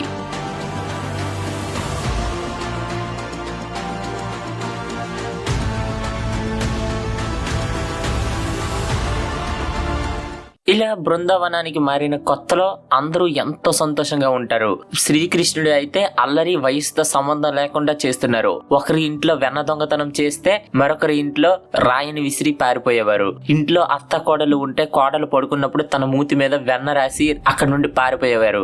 అత్త వచ్చి చూసి కోడలు వెన్న తినేసింది అని గొడవ పడేవారు. ఇంకా గోపికలకైతే ఒకటి కాదు, రకరకాలుగా వాళ్ళు ఎక్కడికి వెళ్ళినా అక్కడికి వెళ్లి మరీ ఆట పట్టించేవాడు. ఊర్లో ఏ మట్టి కొండ కనిపించినా దానికి కన్నాలు పెట్టేసేవారు. ఇలా ఊర్లో ఉన్న ప్రతి ఒక్కరు కృష్ణుడు అల్లరి చేష్టలను చెప్పుకుంటూ, అలానే ఇంకా అతని అల్లరిని భరించలేక ఒకరోజు అందరూ కలిపి యశోదాదేవి ఇంటికి వస్తారు. ఇంటికి వచ్చి శ్రీకృష్ణుడు చేసిన అల్లరి రోజు రోజుకి ఎక్కువైపోతుంది అని చెప్తారు. పోనీలే చిన్నపిల్లడే కదా అని వదిలేస్తే మమ్మల్ని ఈ ఊర్లో బ్రతకనిచ్చేలా లేడు, నువ్వే నీ కొడుకుకి బుద్ధి చెప్పు అని అంటారు. అది విని యశోదమ్మ వెంటనే, అయ్యో సరిగ్గా నడవడం కూడా రాని నా పిల్లాడి మీద ఇంత పెద్ద పెద్ద నిందలు వేస్తున్నారు, నాకు నా చిన్ని కృష్ణుడిపై నమ్మకం ఉంది, ఇలా చెయ్యడు, ఇది చేసింది ఇంకెవరో అయి ఉంటారు అని అంటారు. చేసిందంతా చేసి అందరూ ఒకేసారి ఇంటి మీదకి వచ్చేసరికి ఏం తెలియనట్టు అమాయకుడిలా యశోదాదేవి వెనక దాక్కుని పోయారు శ్రీకృష్ణుడు. ప్రతి ఒక్కరూ కృష్ణుడు చేసిన అల్లరిని మాత్రమే చూస్తున్నారు, కానీ అతను సాక్షాత్తు ఆ శ్రీ మహావిష్ణువు అవతారం అని ఎవరు కనిపెట్టలేకపోయారు. అలా అల్లరిలోనే తన ఆశీర్వాదాలను అందరికీ ఇస్తున్నారు అని పసిగట్టలేకపోయారు. అలా రోజులు గడుస్తున్నాయి. ఒక రోజు శ్రీకృష్ణుడు బలరాముడు కలిపి ఆడుకుంటున్న సమయంలో ఒక ఆవు చాలా వేగంగా వీళ్ళ దుక్కే పరిగెట్టుకుంటూ వస్తుంది. దారిలో వచ్చేవన్నిటిని గుద్దుకుంటూ వచ్చేస్తుంది. భయంతో పిల్లలందరూ పారిపోతూ ఉన్నారు. కానీ కృష్ణుడు ఒక్కసారి గాలిలోకి ఎగిరి దాన్ని తోకను పట్టి ఒక్కసారి గాలిలోకి విసిరేస్తారు. అంతే, అది పక్కన ఉన్న చెట్టుకు తగిలి కింద పడిపోయి దాని నిజస్వరూపానికి వచ్చేస్తుంది. చూస్తే అక్కడ ఉన్నది ఒక ఆవు కాదు, కంసుడు పంపించిన వటాసుర అనే రాక్షసుడు. కృష్ణుడు ముందే పసిగట్టారు కనుక చంపగలిగారు. ఇక బృందావనంలో ఉండే ప్రతి ఒక్కరూ ఒక నమ్మకం వస్తుంది, కృష్ణుడు మన కష్టాలన్నిటిని తీర్చడానికి పుట్టారు అని. అందరూ సంతోషంగా ఉన్నారు. కానీ ఈ చనిపోయిన వటాసుర అనే రాక్షసుడికి ఒక సోదరుడు ఉన్నాడు. అతని పేరే అఘాసురుడు. ఇతను కూడా ఎంతో ప్రమాదకరమైన రాక్షసుడు. ఇతని దగ్గరికి రావాలి అంటేనే దేవతలు కూడా భయపడతారు. అలాంటి అఘాసురుడు ఒక పెద్ద పాము రూపంతో వస్తారు అతని సోదరుడి చావుకి ప్రతీకారం తీసుకోవటానికి. నేను ఇక్కడ పెద్ద పాము రూపం అన్నాను అంటే మీరు ఏ 10 అడుగులు అనుకోకండి, దాదాపు ఒక పెద్ద అడవి అంత రూపంతో వచ్చి ఊరికి దగ్గరలో ఉన్న ఒక అడవిలో ఏదో జీవం లేని, అసలు అది పాము అని గుర్తుపట్టలేని స్థితిలో ఒక దగ్గర ఉంటారు. పిల్లలు ఆడుతూ ఆ పెద్ద రూపాన్ని చూస్తారు. ఆ రాక్షసుడు తన నోరుని తెరిచి ఉంచుతాడు. ఇంకా ఆ పిల్లలకి అదేంటో అర్థం కాక లోపలికి వెళ్దాం అని ప్రయత్నిస్తారు. వాళ్ళకి భయంగానే ఉన్న మనతో శ్రీకృష్ణుడు ఉన్నాడు, మనకి భయం ఏంటి అని లోపలికి వెళ్తారు. ఇంకా వీళ్ళు వెళ్ళటం చూసిన శ్రీకృష్ణుడు భయపడతారు. ఇదేంటి వీళ్ళు ఆ రాక్షసుడి నోటి లోపలికి వెళ్తున్నారు అని. ఇంకొక క్షణం కూడా ఆలోచించకుండా ఆ రాక్షసుడి నోటిని మూసే లోపే కృష్ణుడు కూడా లోపలికి వెళ్ళిపోతారు. అంతే, ఇక అది చూసి ఇంత పొరపాటు జరిగింది ఏంటి అని దేవతలు కూడా భయపడతారు. సాధారణంగానే పాము లోపల శక్తులు తగ్గిపోతాయి, కానీ కృష్ణుడు సరిగ్గా తన గొంతు భాగానికి వచ్చేసరికి తన రూపాన్ని పెద్ద చేయడం మొదలు పెడతారు. అలా పెద్దది చేసేసరికి ఆ రాక్షసుడికి ఊపిరి ఆడకుండా అటు ఇటు కొట్టుకొని లోపల ఉన్న ఆ పిల్లలని బయటకు ఊసేస్తాడు. వెంటనే వెంటనే కృష్ణుడు గట్టిగా ఓ దెబ్బ కొట్టేసరికి ప్రాణాల్ని అక్కడే వదిలేసి అగాసురుడు కూడా చనిపోతాడు. ఇంకా ఆ అగాసురుడు చనిపోయిన భారీ పాము శవాన్ని అక్కడే ఉంచేస్తారు. దానివల్ల అది చిన్నపిల్లలు ఆడుకునే ఒక చోటుగా మారిపోతుంది. ప్రతి ఒక్కరూ అంటుంటారు కృష్ణుడు ఎప్పుడు నమ్మిన వాళ్ళని ఒంటరిగా వదిలిపెట్టరు అని. దానికి ఇది ఒక నిదర్శనం అనే చెప్పాలి. ఎందుకంటే పిల్లలు వెళ్ళిపోతున్నప్పుడు వాళ్ళని ఒక్కళ్ళే వదిలేయకుండా వెంటనే ఇంకొక నిమిషం ఆలోచించకుండా శ్రీకృష్ణుడు లోపలికి వెళ్ళారు. అందుకే మీకు ఎన్ని కష్టాలు ఉన్నా ఆ శ్రీకృష్ణుడిని పూజించండి, అతను ఎప్పుడు ఒంటరిగా వదిలేరు అని చెప్తూ ఉంటారు. అలా శ్రీకృష్ణుడి మీద అనుమానం వస్తే తన శక్తితో వాళ్ళు జరిగిన విషయాన్ని మర్చిపోయేలా కృష్ణుడు చేస్తున్నారు. ఆదిశేషుడు అవతారమైన బలరాముడు, అలానే విష్ణుదేవుడి అవతారమైన శ్రీకృష్ణుడు ఎంతో ఆనందంగా బృందావనంలో పెరుగుతున్నారు. ఇంకో పక్క నుండి కంసుడు తన ప్రయత్నాలని ఆపుకోవటం లేదు. ఒకరి తర్వాత ఒకరు రాక్షసులను పంపిస్తూనే ఉన్నారు. ఒకరోజు శ్రీకృష్ణుడు మొన్ను తినడం మొదలు పెడతారు. ఈ విషయం యశోదాదేవికి బలరాముడు చెప్పేసరికి వెంటనే యశోదాదేవి కృష్ణుడిని బాగా తిట్టి ఏది ఎంత తిన్నావో చూపించు అని అంటారు. వెంటనే శ్రీకృష్ణుడు చూడండి అమ్మా అని నోరుని తెరుస్తారు. ఒక్కసారి లోపలికి చూసిన యశోదాదేవి కళ్ళు ఆశ్చర్యంతో చెమ్మగిల్లాయి. తను చూసింది నిజమా అబద్ధమా అర్థం కాలేదు. తన కళ్ళని తనే నమ్మలేకపోయింది. ఎందుకంటే శ్రీకృష్ణుడి నోటిలో భూమి, నీరు, అగ్ని, గ్రహాలు, సూర్యుడు ఇలా సమస్త విశ్వాన్ని చూసి ఆశ్చర్యపోయారు. ఇంత చిన్న పిల్లాడి నోట్లో ఇవన్నీ నాకెందుకు కనిపిస్తున్నాయని అసలు నమ్మలేకపోయారు. ఇలా కొన్ని రోజులు అవుతుంది. దేనికాసుర, ప్రలంబాసుర, కేసి, అరిష్టాసుర, వ్యామాసుర ఇలా రకరకాల రాక్షసుల్ని పంపిస్తాడు. వాళ్ళందరినీ ఏ మాత్రం కూడా శ్రమ తీసుకోకుండా ఎంతో సునాయాసంగా అంతం చేసేస్తూ ఉంటారు. ఇందులో బృందావనానికి మరొక పెద్ద సమస్య వచ్చి పడింది. ఆ పక్కనే ప్రవహిస్తున్న యమునా నది తీరంలో హఠాత్తుగా చేపలు బయటకు వచ్చి చనిపోయాయి. ఆ నీరుని తాగిన మృగాలు, గోవులు, చివరికి మనుషులు కూడా చనిపోతూ వస్తున్నారు. ఇక బృందావన ప్రజలందరూ ఏడుస్తూ భయపడుతున్నారు. మనం ఆధారపడిన ఈ యమునా నదే ఇప్పుడు మనకి ప్రమాదంగా మారిందా అని. ఇలా ఎందుకు జరుగుతుంది అంటే కాళియ అనే ఒక పెద్ద విష సర్పం వల్ల. ఇతను ఒక పెద్ద పాము రూపంలో యమునా నదిలో దాక్కుని ఉంటాడు. ఈ రాక్షసుడు ముందు రమణక అనే ఒక దీవిలో ఉండేవాడు. కానీ గరుత్మంతుడు అక్కడికి రోజు వచ్చి చాలా పాముల్ని అంతం చేసేవాడు. కానీ ఒకరోజు పాముల జాతి వాళ్ళు అందరూ గరుత్మంతుడితో ఒక ఒప్పందానికి వస్తారు. నీకు సరిపోయినంత ఆహారాన్ని మేము పంపిస్తాం, మమ్మల్ని వదిలే అని. ఆ షరతుకి గరుత్మంతుడు కూడా ఒప్పుకొని కాలం గడుపుతూ ఉంటారు. కానీ కాళీయుడికి అహం పెరుగుతుంది. మనం ఎందుకు అతనికి ఇవ్వాలి అని ఒకరోజు గరుత్మంతుడికి పెట్టాల్సిన ఆహారాన్ని కాళీయుడు దొంగతనం చేస్తాడు. దానికి కోపంతో గరుత్మంతుడు ఇక ప్రమాణం చేస్తాడు, ఎలా అయినా ఈ కాళీయుడిని నేను చంపుతా అని. ఇక ఆ కాళీయుడు గరుత్మంతుడి శక్తిని చూసి భయపడి అక్కడి నుండి యమునా నదికి పారిపోయి వచ్చేస్తాడు. ఈ యమునా నదికి ఆ గరుత్మంతుడు రాలేరు. ఎందుకంటే సౌబరి ఋషి పెట్టిన శాపం వల్ల. ఈ శాపం వల్ల గరుత్మంతుడు యమునా నది తీరానికి వచ్చిన మరో క్షణమే ముక్కలు అయిపోతాడు. దానివల్ల కాళీయుడికి ఇది దాక్కోవడానికి సరైన చోటు అనిపించి యమునా నదిలో దాక్కుంటాడు. ఫ్రెండ్స్, ఇక్కడ మీకు ఎవరికైనా అసలు సౌబర మహర్షి ఎందుకు గరుత్మంతుడికి ఆ శాపాన్ని పెట్టారు అని తెలిస్తే కామెంట్ చేయండి, చూద్దాం ఎంతమందికి తెలుసో. ఇక ఇక్కడే ఉండటం వల్ల అతని విషం వల్ల మొత్తం యమునా నది విషపూరితంగా మారిపోతుంది. నదిలో ఉన్న జీవరాశులు, దాన్ని తాగిన మనుషులు, మృగాలు ఇవన్నీ చనిపోతూ వస్తున్నాయి. ఇక పరిస్థితులు చేయి జారిపోతున్నాయి. ఇక శ్రీకృష్ణుడు ఈ సమస్యకు పరిష్కారం చూడాలి అని బయలుదేరి ఒక చెట్టు ఎక్కి గట్టిగా నదిలోకి దూకుతారు. ఇంకా అక్కడి నుంచి వచ్చిన శబ్దానికి కాళీయుడు నా నదిలోకి ఎవరు దూకారు అని వేరంగా వచ్చి నదిలో ఉన్న కృష్ణుడిని ఎంతో గట్టిగా చుట్టేస్తాడు. ఇక అదంతా చూసిన ప్రజలు కంగారులో పరిగెట్టుకుంటూ యశోదమ్మ దగ్గరికి వెళ్లి జరిగిన విషయాన్ని చెప్తారు. ఇక అందరూ నది తీరానికి వచ్చి చూస్తే శ్రీకృష్ణుడిని ఎంతో గట్టిగా కాళీయుడు చుట్టేసి ఉంటాడు. కానీ శ్రీకృష్ణుడు ఒక్కసారి ఆ పట్టును విడిపించుకొని ఎగిరి కాళీయుడి తల మీద నిల్చుంటారు. కాళీయుడి కోపంతో విషాన్ని చిమ్ముతూ తన తలలతో కృష్ణుడిని కొట్టడానికి ప్రయత్నిస్తున్నాడు. కానీ కృష్ణుడు ఎగిరి తన కాళ్ళతో పడుతుంటే ఏదో ఒక పెద్ద బండరాయిని తన తల మీద కొట్టినంత నొప్పి కలుగుతుంది. అలా కృష్ణుడు ఎగిరి కాళ్ళతో పడి అటు ఇటు తిరుగుతున్నారు. కింద నుంచి చూస్తుంటే వాళ్ళకి అక్కడ జరుగుతున్నది మాయా లేకపోతే నిజమా అర్థం కావట్లేదు. ఏదో పైన ఒక అద్భుతమైన నాట్యాన్ని కృష్ణుడు చేస్తున్నట్టు కనిపిస్తుంది. దీనినే కాళీయ మర్దన అని కూడా అంటారు. అలా కాసేపటికి కాళీయుడి శక్తి నశిస్తుంది. ఇంకా చనిపోతాడేమో అనే సమయానికి కాళీయుడి భార్యలు నదిలో నుండి బయటకు వస్తారు. అక్కడికి వచ్చి కృష్ణుని వేడుకుంటారు, స్వామి మీ శక్తి తెలియక ఆయన అలా చేశారు. ఆ గరుత్మంతుడి మీద భయంతో మమ్మల్ని కాపాడడానికి అతను ఇక్కడికి వచ్చారు. దయచేసి వదిలిపెట్టండి. నా భర్త జీవితంలో చేసిన పాపాలన్నిటినీ మీ పాదాలు తగలటం వల్ల ఆ పాపాలన్నీ పోయాయి. నిజంగా నా భర్త ఎంత పుణ్యం చేసుకుంటే మీ పాదాలను ముట్టుకునే అదృష్టం దక్కుతుంది. ఎంతో మందికి అది ఒక కళ. నిజానికి చెప్పాలి అంటే కొంతమంది దేవుళ్ళకు కూడా ఎంత ప్రయత్నించినా మీ పాదాలను ముట్టుకునే అదృష్టం రాలేదు. కాబట్టి స్వామి దయచేసి అతన్ని వదిలేయండి అని వేడుకుంటారు. వెంటనే శ్రీకృష్ణుడు, నేను చెప్పింది జాగ్రత్తగా విను కాళియా, నువ్వు ఇక్కడి నుండి ఇప్పుడే వెళ్ళిపో. తిరిగి మీ రమణక దీవికి వెళ్ళిపో. నా పాదాల గుర్తులు నీ మీద ఉన్నాయి కనుక గరుత్మంతుడు నిన్ను ఏమీ చెయ్యలేడు. మళ్ళీ ఈ చుట్టుపక్క ప్రజల్ని ఇబ్బంది పెట్టాలి అని చూస్తే నా చేతులతో నేనే నిన్ను వధిస్తా, జాగ్రత్త అని అంటారు. వెంటనే శ్రీకృష్ణుని నమస్కరించి అప్పుడే అక్కడి నుండి కాళీయుడు వెళ్ళిపోతాడు. మళ్ళీ చనిపోయిన ప్రజలు, చనిపోయిన గోవులు అన్నీ లేచి కూర్చుంటాయి. బృందావనం ప్రజలందరూ ఆ రోజు అక్కడ జరిగిన అద్భుతాన్ని నమ్మలేకపోయారు. వాళ్ళ కళ్ళతో చూసిన నిజాన్ని నమ్మలేకపోయారు. అప్పటి నుండి కృష్ణుడిని ఒక సామాన్య మనిషిలా చూడటం మానేశారు. అందరూ కృష్ణుడిని ఆదరించటం మొదలు పెట్టారు. ఇంకో పక్క ఆ కంసుడు ఓపిక నశించింది.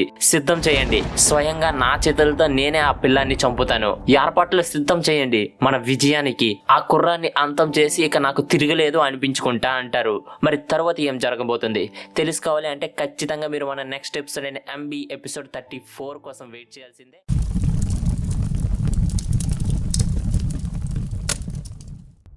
సరిగ్గా ఎలా అయితే శ్రీ మహావిష్ణువు తన అవతారాలని ధర్మాన్ని కాపాడటం కోసం ఎత్తుతూ ఉంటారో అలానే లక్ష్మీదేవి కూడా విష్ణుదేవుడికి తోడుగా భూమి మీదకి వస్తూ ఉంటారు. అయితే సరిగ్గా శ్రీకృష్ణుడు అవతారం ఎత్తడానికి 5 సంవత్సరాల ముందు శ్రీ మహావిష్ణువు లక్ష్మీదేవికి ఒక పాపల భూమి మీద జన్మించమని అడుగుతారు. కానీ లక్ష్మీదేవి, స్వామి మీకన్నా 5 సంవత్సరాల ముందే నేను జన్మించడం ఏంటి?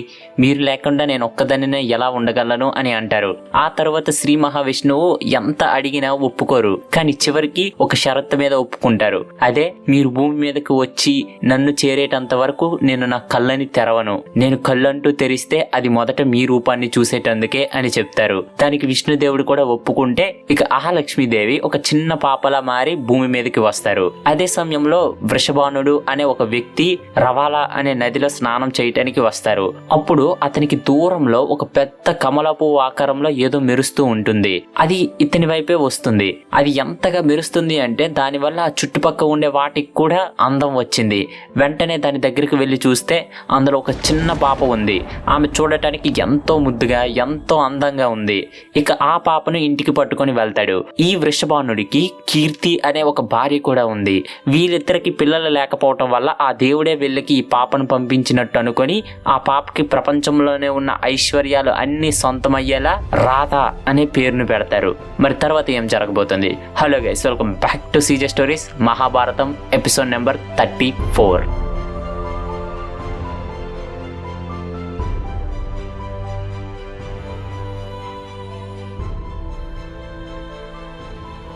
అలా ఈ సంఘటన జరిగిన 5 సంవత్సరాల తర్వాత శ్రీ మహావిష్ణువు కృష్ణావతారంగా జన్మించారు.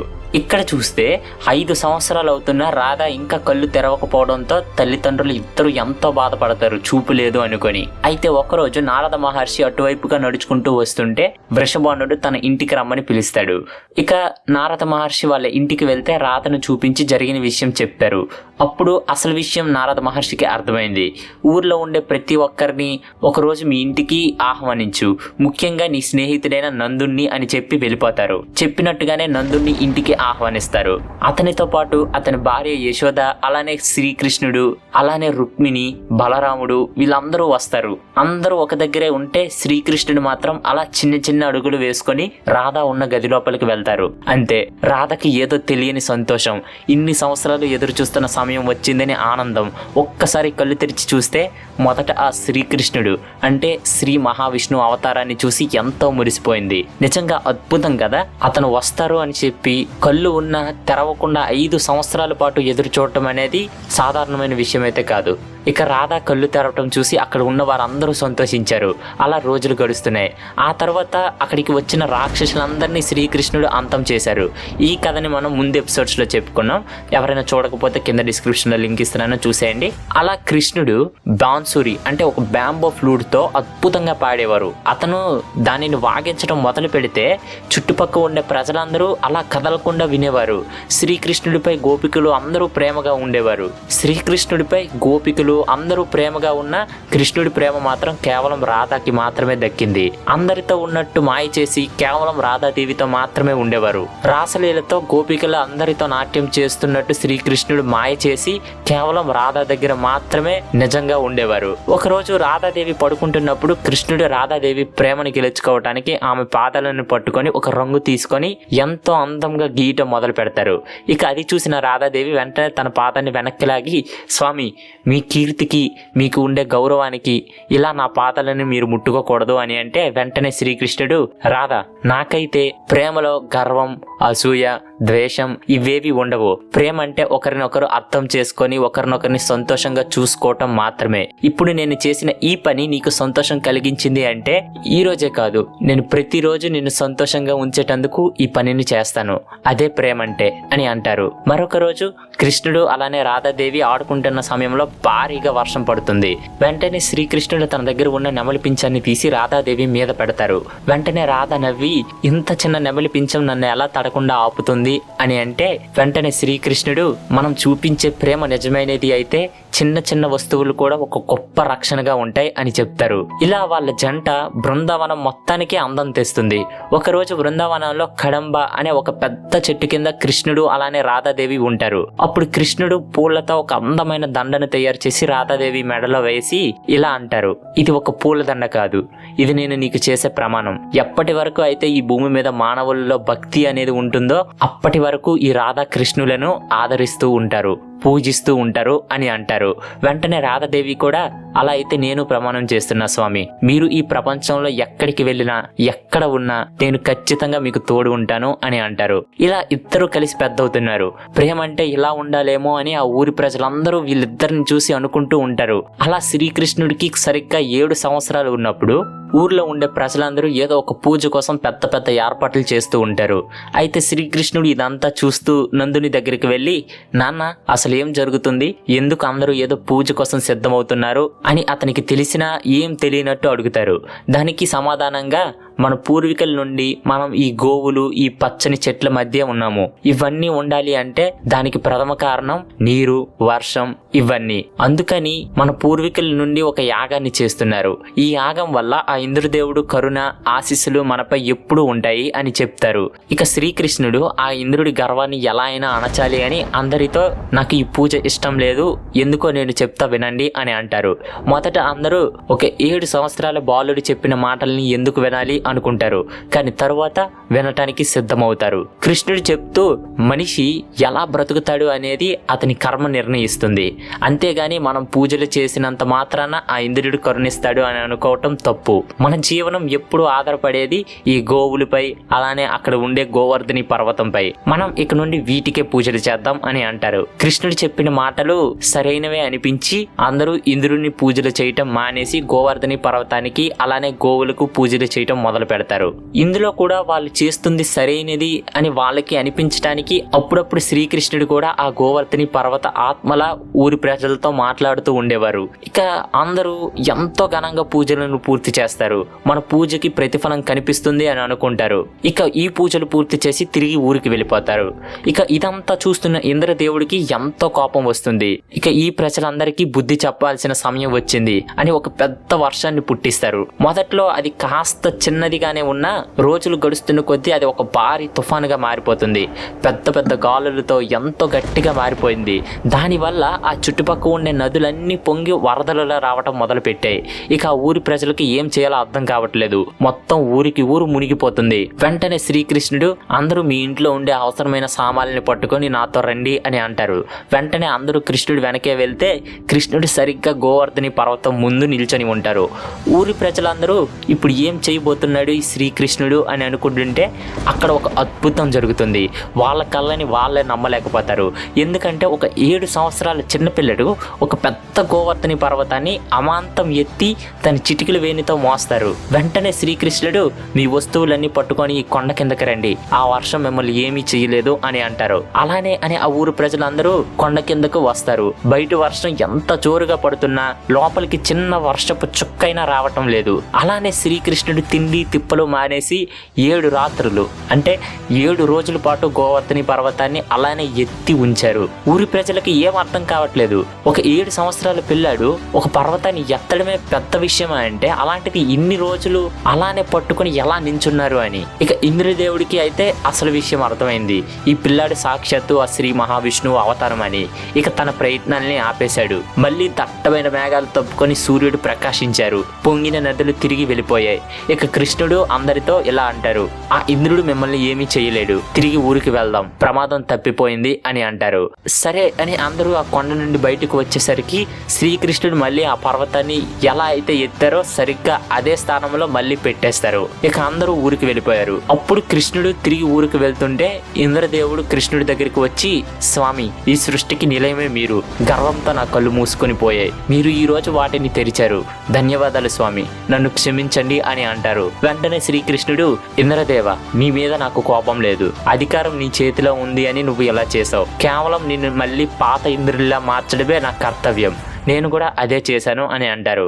ఇక కృష్ణుని నమస్కరించి ఇంద్రదేవుడు తిరిగి వెళ్ళిపోతారు. ఇక ఊర్లో ఉండే ప్రజలందరూ నందుని దగ్గరకు వచ్చి, నీ కొడుకు కృష్ణుడు సామాన్యమైన వాడు కాదు, మనం అందరం సరిగ్గా ఆలోచించలేదు, కానీ ఇంకా సరిగ్గా కళ్ళు తెరవక ముందే పుటానా రాక్షసిని, అలానే త్రినవర్తుని, బకాసురుణ్ణి, ధేనుకాసురుణ్ణి, అగాసురుణ్ణి, ఇలా మన ఊరి మీదకు వచ్చిన ప్రతి రాక్షసుని ఎంతో సునాయాసంగా అంతం చేశారు. చివరికి యమునా నది విషపూరితం అవ్వకుండా ఆ కాళీయుడితో మనం కళ్ళ ముందే కాళీయమర్దన చేసి మరీ యమునా నది నుండి పంపించేశాడు. కృష్ణుడు సాక్షాత్తు ఆ భగవంతుడు మనల్ని కాపాడటానికి ఈ భూమి మీదకు ఇలా చిన్న పిల్లడి రూపంలో వచ్చారు అని అనుకుంటారు. ఇక మళ్ళీ కృష్ణుడు తన మాయతో అందరూ జరిగింది మర్చిపోయేలా చేసి ఏం తెలియనట్టు మళ్ళీ ఒక చిన్న పిల్లాడిలా తిరిగి ఊరికి వెళ్ళిపోతాడు. ఇంకో పక్క కంసుడు రాక్షసులతో, ఈ పిల్లాడికి ఏదో తెలియని శక్తి ఉంది, ఏ రాక్షసుడు ఈ పిల్లాన్ని ఏమీ చెయ్యలేరు, కాబట్టి ఆ ఊర్లో ఉన్న ఆ పిల్లాడికి నా మాటగా ఒక కుస్తీ పోటీకి ఆహ్వానం పంపండి, మనం ఆ పిల్లాన్ని ఇక్కడే అంతం చేద్దాం అని అంటాడు.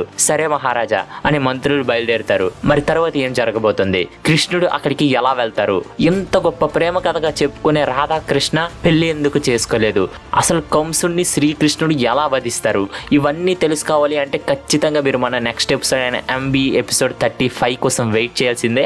ఆ ఎపిసోడ్లో ఈ కృష్ణుడి స్టోరీ పూర్తవుతుంది, తిరిగి మన మహాభారతం కథ మొదలవుతుంది. అలానే ఆ ఎపిసోడ్ వాల్యూమ్ 4కి లాస్ట్ ఎపిసోడ్, మరి మీరు అది మిస్ కాకూడదు.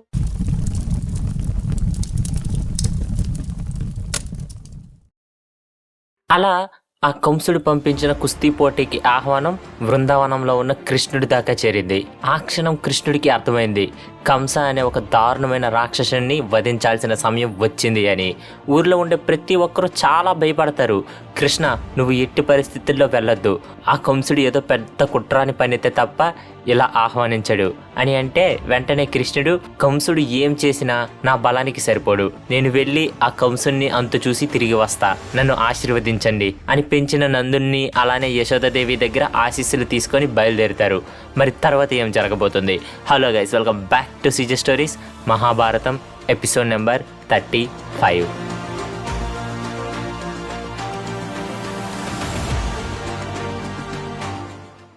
అలాగే వీడియో స్టార్ట్ చేసే ముందు ఒక చిన్న విషయం, కొత్తగా ఎవరైనా మన ఛానల్ని చూస్తుంటే వీడియోని పూర్తిగా చూడండి. వీడియో నచ్చితే మాత్రమే మన ఛానల్ని సబ్స్క్రైబ్ చేసుకోండి. అలాగే ఒకవేళ మన సబ్స్క్రైబర్ చూస్తుంటే కంప్లీట్గా చూడండి. అండ్ అలాగే వీడియో నచ్చితే ఖచ్చితంగా మన వీడియోని లైక్ చేసి అట్లీస్ట్ మీకు తెలిసిన ఒక్కరికైనా ఈ వీడియోని షేర్ చేయండి, జస్ట్ ఒక్కరికైనా. ఇది మా సైడ్ నుంచి ఒక రిక్వెస్ట్ అనుకోండి. అప్పుడే ఈ మహాభారతం సిరీస్ ఇంకా గ్రో అవుతుంది, ఇంకా చాలా మందికి రీచ్ అవుతుంది. కేవలం నచ్చితే మాత్రమే. అండ్ అలాగే ఈ సిరీస్ గురించి ఏవైనా డౌట్స్ ఉన్నా, నెక్స్ట్ వీడియో ఎప్పుడు రిలీజ్ అవుతుంది అని తెలుసుకోవాలి అనుకున్నా, లేకపోతే మేమేమైనా ఇంప్రూవ్ చేసుకోవాలి నెక్స్ట్ వీడియో నుంచి అని మీరు అనుకున్నా, మా ఇన్స్టాగ్రామ్ హ్యాండిల్ CJ Stories 2023 అని ఉంటుంది, లింక్ డిస్క్రిప్షన్లో ఇస్తున్నాను, తప్పకుండా ఫాలో చేయండి. Let's get back to the video. ఇక వెళ్ళిపోయే ముందు చివరిసారిగా శ్రీకృష్ణుడు ఎవరినైనా వదిలి వెళ్ళటానికి బాధపడ్డారు అంటే అది రాధాదేవిని వదిలి వెళ్లాల్సి వస్తుందని మాత్రమే. చివరిసారిగా రాధాదేవి దగ్గరికి వెళ్ళి ఇలా అంటారు, రాధా, నా జన్మకి ఒక పరమార్థం ఉంది, నేను ఇప్పుడు వెళ్ళక తప్పదు అని అంటారు. వెంటనే రాధాదేవి ఏ మాత్రం కూడా ఆలోచించకుండా, స్వామి, నేను మిమ్మల్ని అర్థం చేసుకోగలను, నాకు మీపై ఉన్నది స్వచ్ఛమైన ప్రేమ అలానే భక్తి మాత్రమే. మీరు వెళ్ళండి, ఈ కార్యక్రమాన్ని పూర్తి చేయండి, మళ్ళీ ధర్మస్థాపనం చెయ్యండి అని అంటారు. తర్వాత శ్రీకృష్ణుడు, రాధా ఇప్పుడు నేను వెళ్ళిపోయి ఉండొచ్చు, కానీ గుర్తుపెట్టుకో, రెండు వేరే వేరే శరీరాలు అలానే మనస్సు ఉండే వాళ్ళైతే పెళ్లి చేసుకోవాల్సిన అవసరం ఉంది. కానీ ఒకే మనసు అలానే ఒకే ఆత్మతో ఉండే మన ఇద్దరం ఒకరిలో ఒకరు ఎప్పటికీ నిలిచిపోతాం. ప్రపంచంలో ఎక్కడైతే ఈ శ్రీకృష్ణుడిని పూజిస్తారో అక్కడే ఈ రాధాదేవిని కూడా పూజిస్తారు. నేను ఎక్కడికి వెళ్ళినా నా మనసు మాత్రం నీతోనే ఉంటుంది అని చెప్పి కన్నీళ్లు పడుతున్నా తుడుచుకుంటూ అక్కడి నుండి శ్రీకృష్ణుడు వెళ్ళిపోతారు. శ్రీకృష్ణుడు మథుర రాజ్యానికి వెళ్ళిపోయిన తరువాత ఆ ఊర్లో ఉండే పెద్దవాళ్ళు, గోపికలు వీళ్ళందరూ ఎన్నో రోజుల పాటు బాధపడతారు, ఎన్నో రోజుల పాటు ఏడుస్తారు. ఇక శ్రీకృష్ణుడు ఎప్పుడు ఆడుకునే ప్రదేశాన్ని కానీ ఉండే ప్రదేశాన్ని కానీ ఒక పూజ స్థలంలో పూజలు చేయటం మొదలు పెడతారు. ఒక్క మాటలో చెప్పాలి అంటే బృందావనానికే ఊపిరి తీసినంత పని అయ్యింది. ఇక శ్రీకృష్ణుడు తన అవతారం ఎత్తడానికి ప్రథమ కారణమైన కంసుణ్ణి అంతం చేయటానికి మథుర రాజ్యానికి చేరుకున్నారు.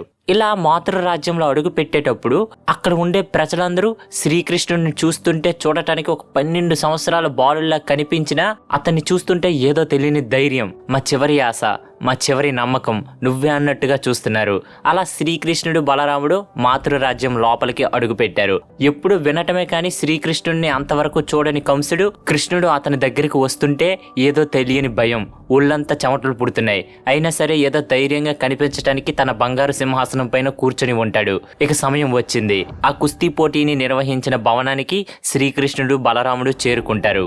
చూస్తే అక్కడ కొన్ని వేల మంది ప్రజలు ఈ కుస్తీ పోటీలు చూడటానికి వస్తారు. కంసుడి అంతాన్ని చూడటానికి వస్తారు. కంసుడికి అటు ఇటు రాక్షసులు రక్షణగా ఉన్నారు. ఇక మొదట కంసుడు అతని దగ్గర ఉన్న ఇద్దరి అత్యంత బలమైన వాళ్ళను పంపిస్తారు. వాళ్ళ పేరే ముష్టిక అలానే చాణూర. వాళ్ళ పేరు వింటేనే ప్రజల వెన్నులో వణుకు పుడుతుంది. ఎందుకంటే వాళ్ళు ఇప్పటి వరకు ఒక్క యుద్ధం కూడా ఓడిపోలేదు. పెద్ద శరీరంతో చూడటానికి ఒక రాక్షసులా ఉంటారు ఒక్కొక్కరు. అలాంటి వాళ్ళని ఈ ఇద్దరు చిన్నపిల్లలు ఏం ఆపగలరు అని అనుకుంటారు. ఇక చాణూర కృష్ణుణ్ణి అంతం చేయటానికి అలానే ముష్టికుడు బలరాముణ్ణి అంతం చేయటానికి రంగంలోకి దిగుతారు. పోటీ రసవత్తరంగా మారుతుంది. చాణూర ప్రతిసారి పట్టుకుందామని ప్రయత్నిస్తుంటే శ్రీకృష్ణుడు అతనితో ఆడుకుంటూ అతనికి అందకుండా ఒక్కసారి అతన్ని గాలిలోకి లేపి భూమి మీద పడేస్తాడు. అంతే, చాణూరుడు ఓడిపోయాడు. మొత్తం ప్రజలు మాత్రమే కాదు, అక్కడే సింహాసనం మీద కూర్చున్న కంసుడికి కూడా ఆ దృశ్యాన్ని చూసి ఏమనాలో అర్థం కాలేదు. ఇక ముష్టికుడి పైకి బలరాముడు ఎగిరి ఒక్క దెబ్బ కొట్టేసరికి ముష్టికుడికి చుక్కలు కనబడతాయి. అలా ముష్టికుడు కూడా అక్కడే ఓడిపోతాడు. ఇలా కంసుడు అక్కడ ఉండే రాక్షసులందరికీ ఆజ్ఞ ఇస్తాడు, వెళ్ళండి, ఆ ఇద్దరు చిన్నపిల్లల్ని చంపి నా ముందుకి వాళ్ళ శరీరాన్ని తెండి. ఇక అందరూ కంసుడి ఆజ్ఞను పాటించి కృష్ణుడు బలరాముడిని చంపడానికి వెళ్తూ ఉంటారు. కృష్ణుడు మాత్రం ఎంతో కోపంతో దారిలో వస్తున్న రాక్షసులందరినీ కొట్టుకుంటూ అలా కంసుడి వైపు నడుచుకుంటూ వెళ్తున్నాడు. ఆ క్షణం శ్రీకృష్ణుడిని చూసి కంసుడికి ఎంత భయం వేసింది అంటే సింహాసనం నుండి ఒకేసారి లేచి నిల్చుంటాడు. ఇక శ్రీకృష్ణుడు ఒక్కొక్క మెట్టు ఎక్కుతూ వస్తున్న రాక్షసులందరినీ వెనక్కి తోసేస్తూ పైకి ఎక్కుతున్నాడు. వెనక నుండి కొన్ని వందల రాక్షసులు అడ్డుతున్నా వాళ్ళని వెనక్కి తోసుకుంటూ కంసుని దాకా చేరుకొని కంసుడి జుట్టు పట్టుకుంటూ ఒక్కొక్క మెట్టు కిందకి ఈడ్చుకుంటూ వస్తుంటే కంసుడికి తన జీవితంలో చేసిన పాపాలు ఒక్కొక్కటి గుర్తొస్తున్నాయి. రాక్షసులు, ప్రజలు అందరూ ఆశ్చర్యంలో ఉన్నారు. అలా శ్రీకృష్ణుడు ఈడ్చుకుంటూ తెచ్చి రంగభూమి మధ్యలో పడేస్తారు. అలా పడేసి కంసుడి ఛాతి మీదకి ఎక్కి కూర్చొని తన బరువుని పెంచడం మొదలు పెడతారు. అంతే, కంసుడికి ఊపిరి ఆడకుండా పోతుంది. అటు ఇటు కదులుదామని అనుకున్నా కదలలేకపోతున్నాడు. ఇక అతనికి అర్థమైంది, సమయం వచ్చింది, అతను మరణించబోతున్నాడు అని. ఇన్ని రోజులు ఆ విష్ణుదేవుడు అంటే ఎంతో భయపడ్డాడు కంసుడు. కానీ ఇప్పుడు స్వయంగా అతన్ని వధించడానికి ఆ విష్ణుదేవుడే శ్రీకృష్ణుడి అవతారం ఎత్తుకొని వచ్చారు అని కంసుడికి అప్పుడు అర్థమవుతుంది. వెంటనే శ్రీకృష్ణుడు, కంస, ఒక మనిషి ఎన్నో తప్పులు చేసి చాలా మంది నుంచి తప్పించుకోవచ్చు, కానీ కర్మ అనేది ఒకటి ఉంటుంది. ఏ మనిషి కూడా తన కర్మ నుండి ఎప్పుడూ తప్పించుకోలేడు అని చెప్తారు. ఇక కంసుడు చివరిలో శ్రీకృష్ణుడికి దండం పెట్టుకుంటూ ప్రాణాన్ని వదిలేస్తాడు. అంతే, ఇక మథుర రాజ్యం అంతా పండగ వాతావరణంతో నిండిపోతుంది. ఇక తన అమ్మ నాన్న అయిన వసుదేవుడు అలానే దేవకీదేవిని శ్రీకృష్ణుడు విడిపించేస్తారు. కంసుడి నాన్నగారిని కారాగారం నుండి విడిపించి మథుర రాజ్యానికి మళ్ళీ అతనినే రాజుని చేస్తారు. దీనితో కంసుని వధ అనే భాగం పూర్తయింది. ఇది కేవలం ఒక కథ మాత్రమే కాదు, ఆ దేవుణ్ణి భక్తితో పూజిస్తే మనకి ఏమిస్తారు, అలానే ద్వేషించి గర్వంతో నేనే గొప్ప, నేనే రాజు అని పొగరుతో ప్రజల్ని ఇబ్బంది పెడితే ఏం చేస్తారో అనేదానికి ఇది ఒక నిదర్శనం. కానీ కృష్ణుడు అంతటితో ఆగిపోలేదు. ద్వాపర యుగంలోనే ధర్మస్థాపనం చేయటానికి, ఒక కొత్త ప్రపంచాన్ని సృష్టించడానికి ఇంకొక అంతిమ చివరి ఘట్టం మిగిలి ఉంది. అదే మహాభారతం, అదే కురుక్షేత్ర యుద్ధం. ఇక మన మహాభారత కథలోకి తిరిగి వస్తే, ఇలా ఆ కథను ఆ వ్యక్తి ఉప పాండవులకి అలానే చిన్నపిల్లలకి అందరికీ చెప్పేసరికి వాళ్ళకి ఎక్కడి లేనంత బలం, ఉత్సాహం వచ్చింది. యుద్ధం అనివార్యం. ఎన్నో సంవత్సరాలు బాధ, ఆనందం, ప్రేమ, ద్వేషం ఇవన్నీ పెంచుకున్న తరువాత పాండవులకు కౌరవులకు మధ్య యుద్ధం అనివార్యంగా మారింది. ఇందులో దుర్యోధనుడిది విజయం అయితే అధర్మం గెలిచినట్టు. కానీ ధర్మరాజు యుద్ధాన్ని గెలిస్తే ప్రతి ఒక్క సామాన్యమైన అలానే ధర్మాన్ని వీడని ప్రజలు గెలిచినట్టు. దుర్యోధనుడి పక్క భీష్ముడు, ద్రోణాచార్యుడు, కృపాచార్యుడు, కర్ణుడు, అశ్వత్థామ, శకుని, దుర్శాసనుడు ఇలా చాలా మంది ఉండి ఉండొచ్చు.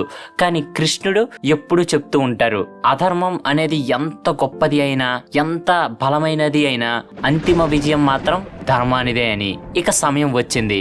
మార్గశిర శుక్ల ఏకాదశి రోజున పాండవులు 7 అక్షౌహిణీల సైన్యంతో అలానే కౌరవులు 11 అక్షౌహిణీల సైన్యంతో ఒక ప్రదేశానికి చేరుకున్నారు. ఇక తరువాత జరగబోయే ఆ 18 రోజులు ఎన్నో వేల సంవత్సరాలు తల్లులు పిల్లలకి కథలుగా చెప్తున్నారు.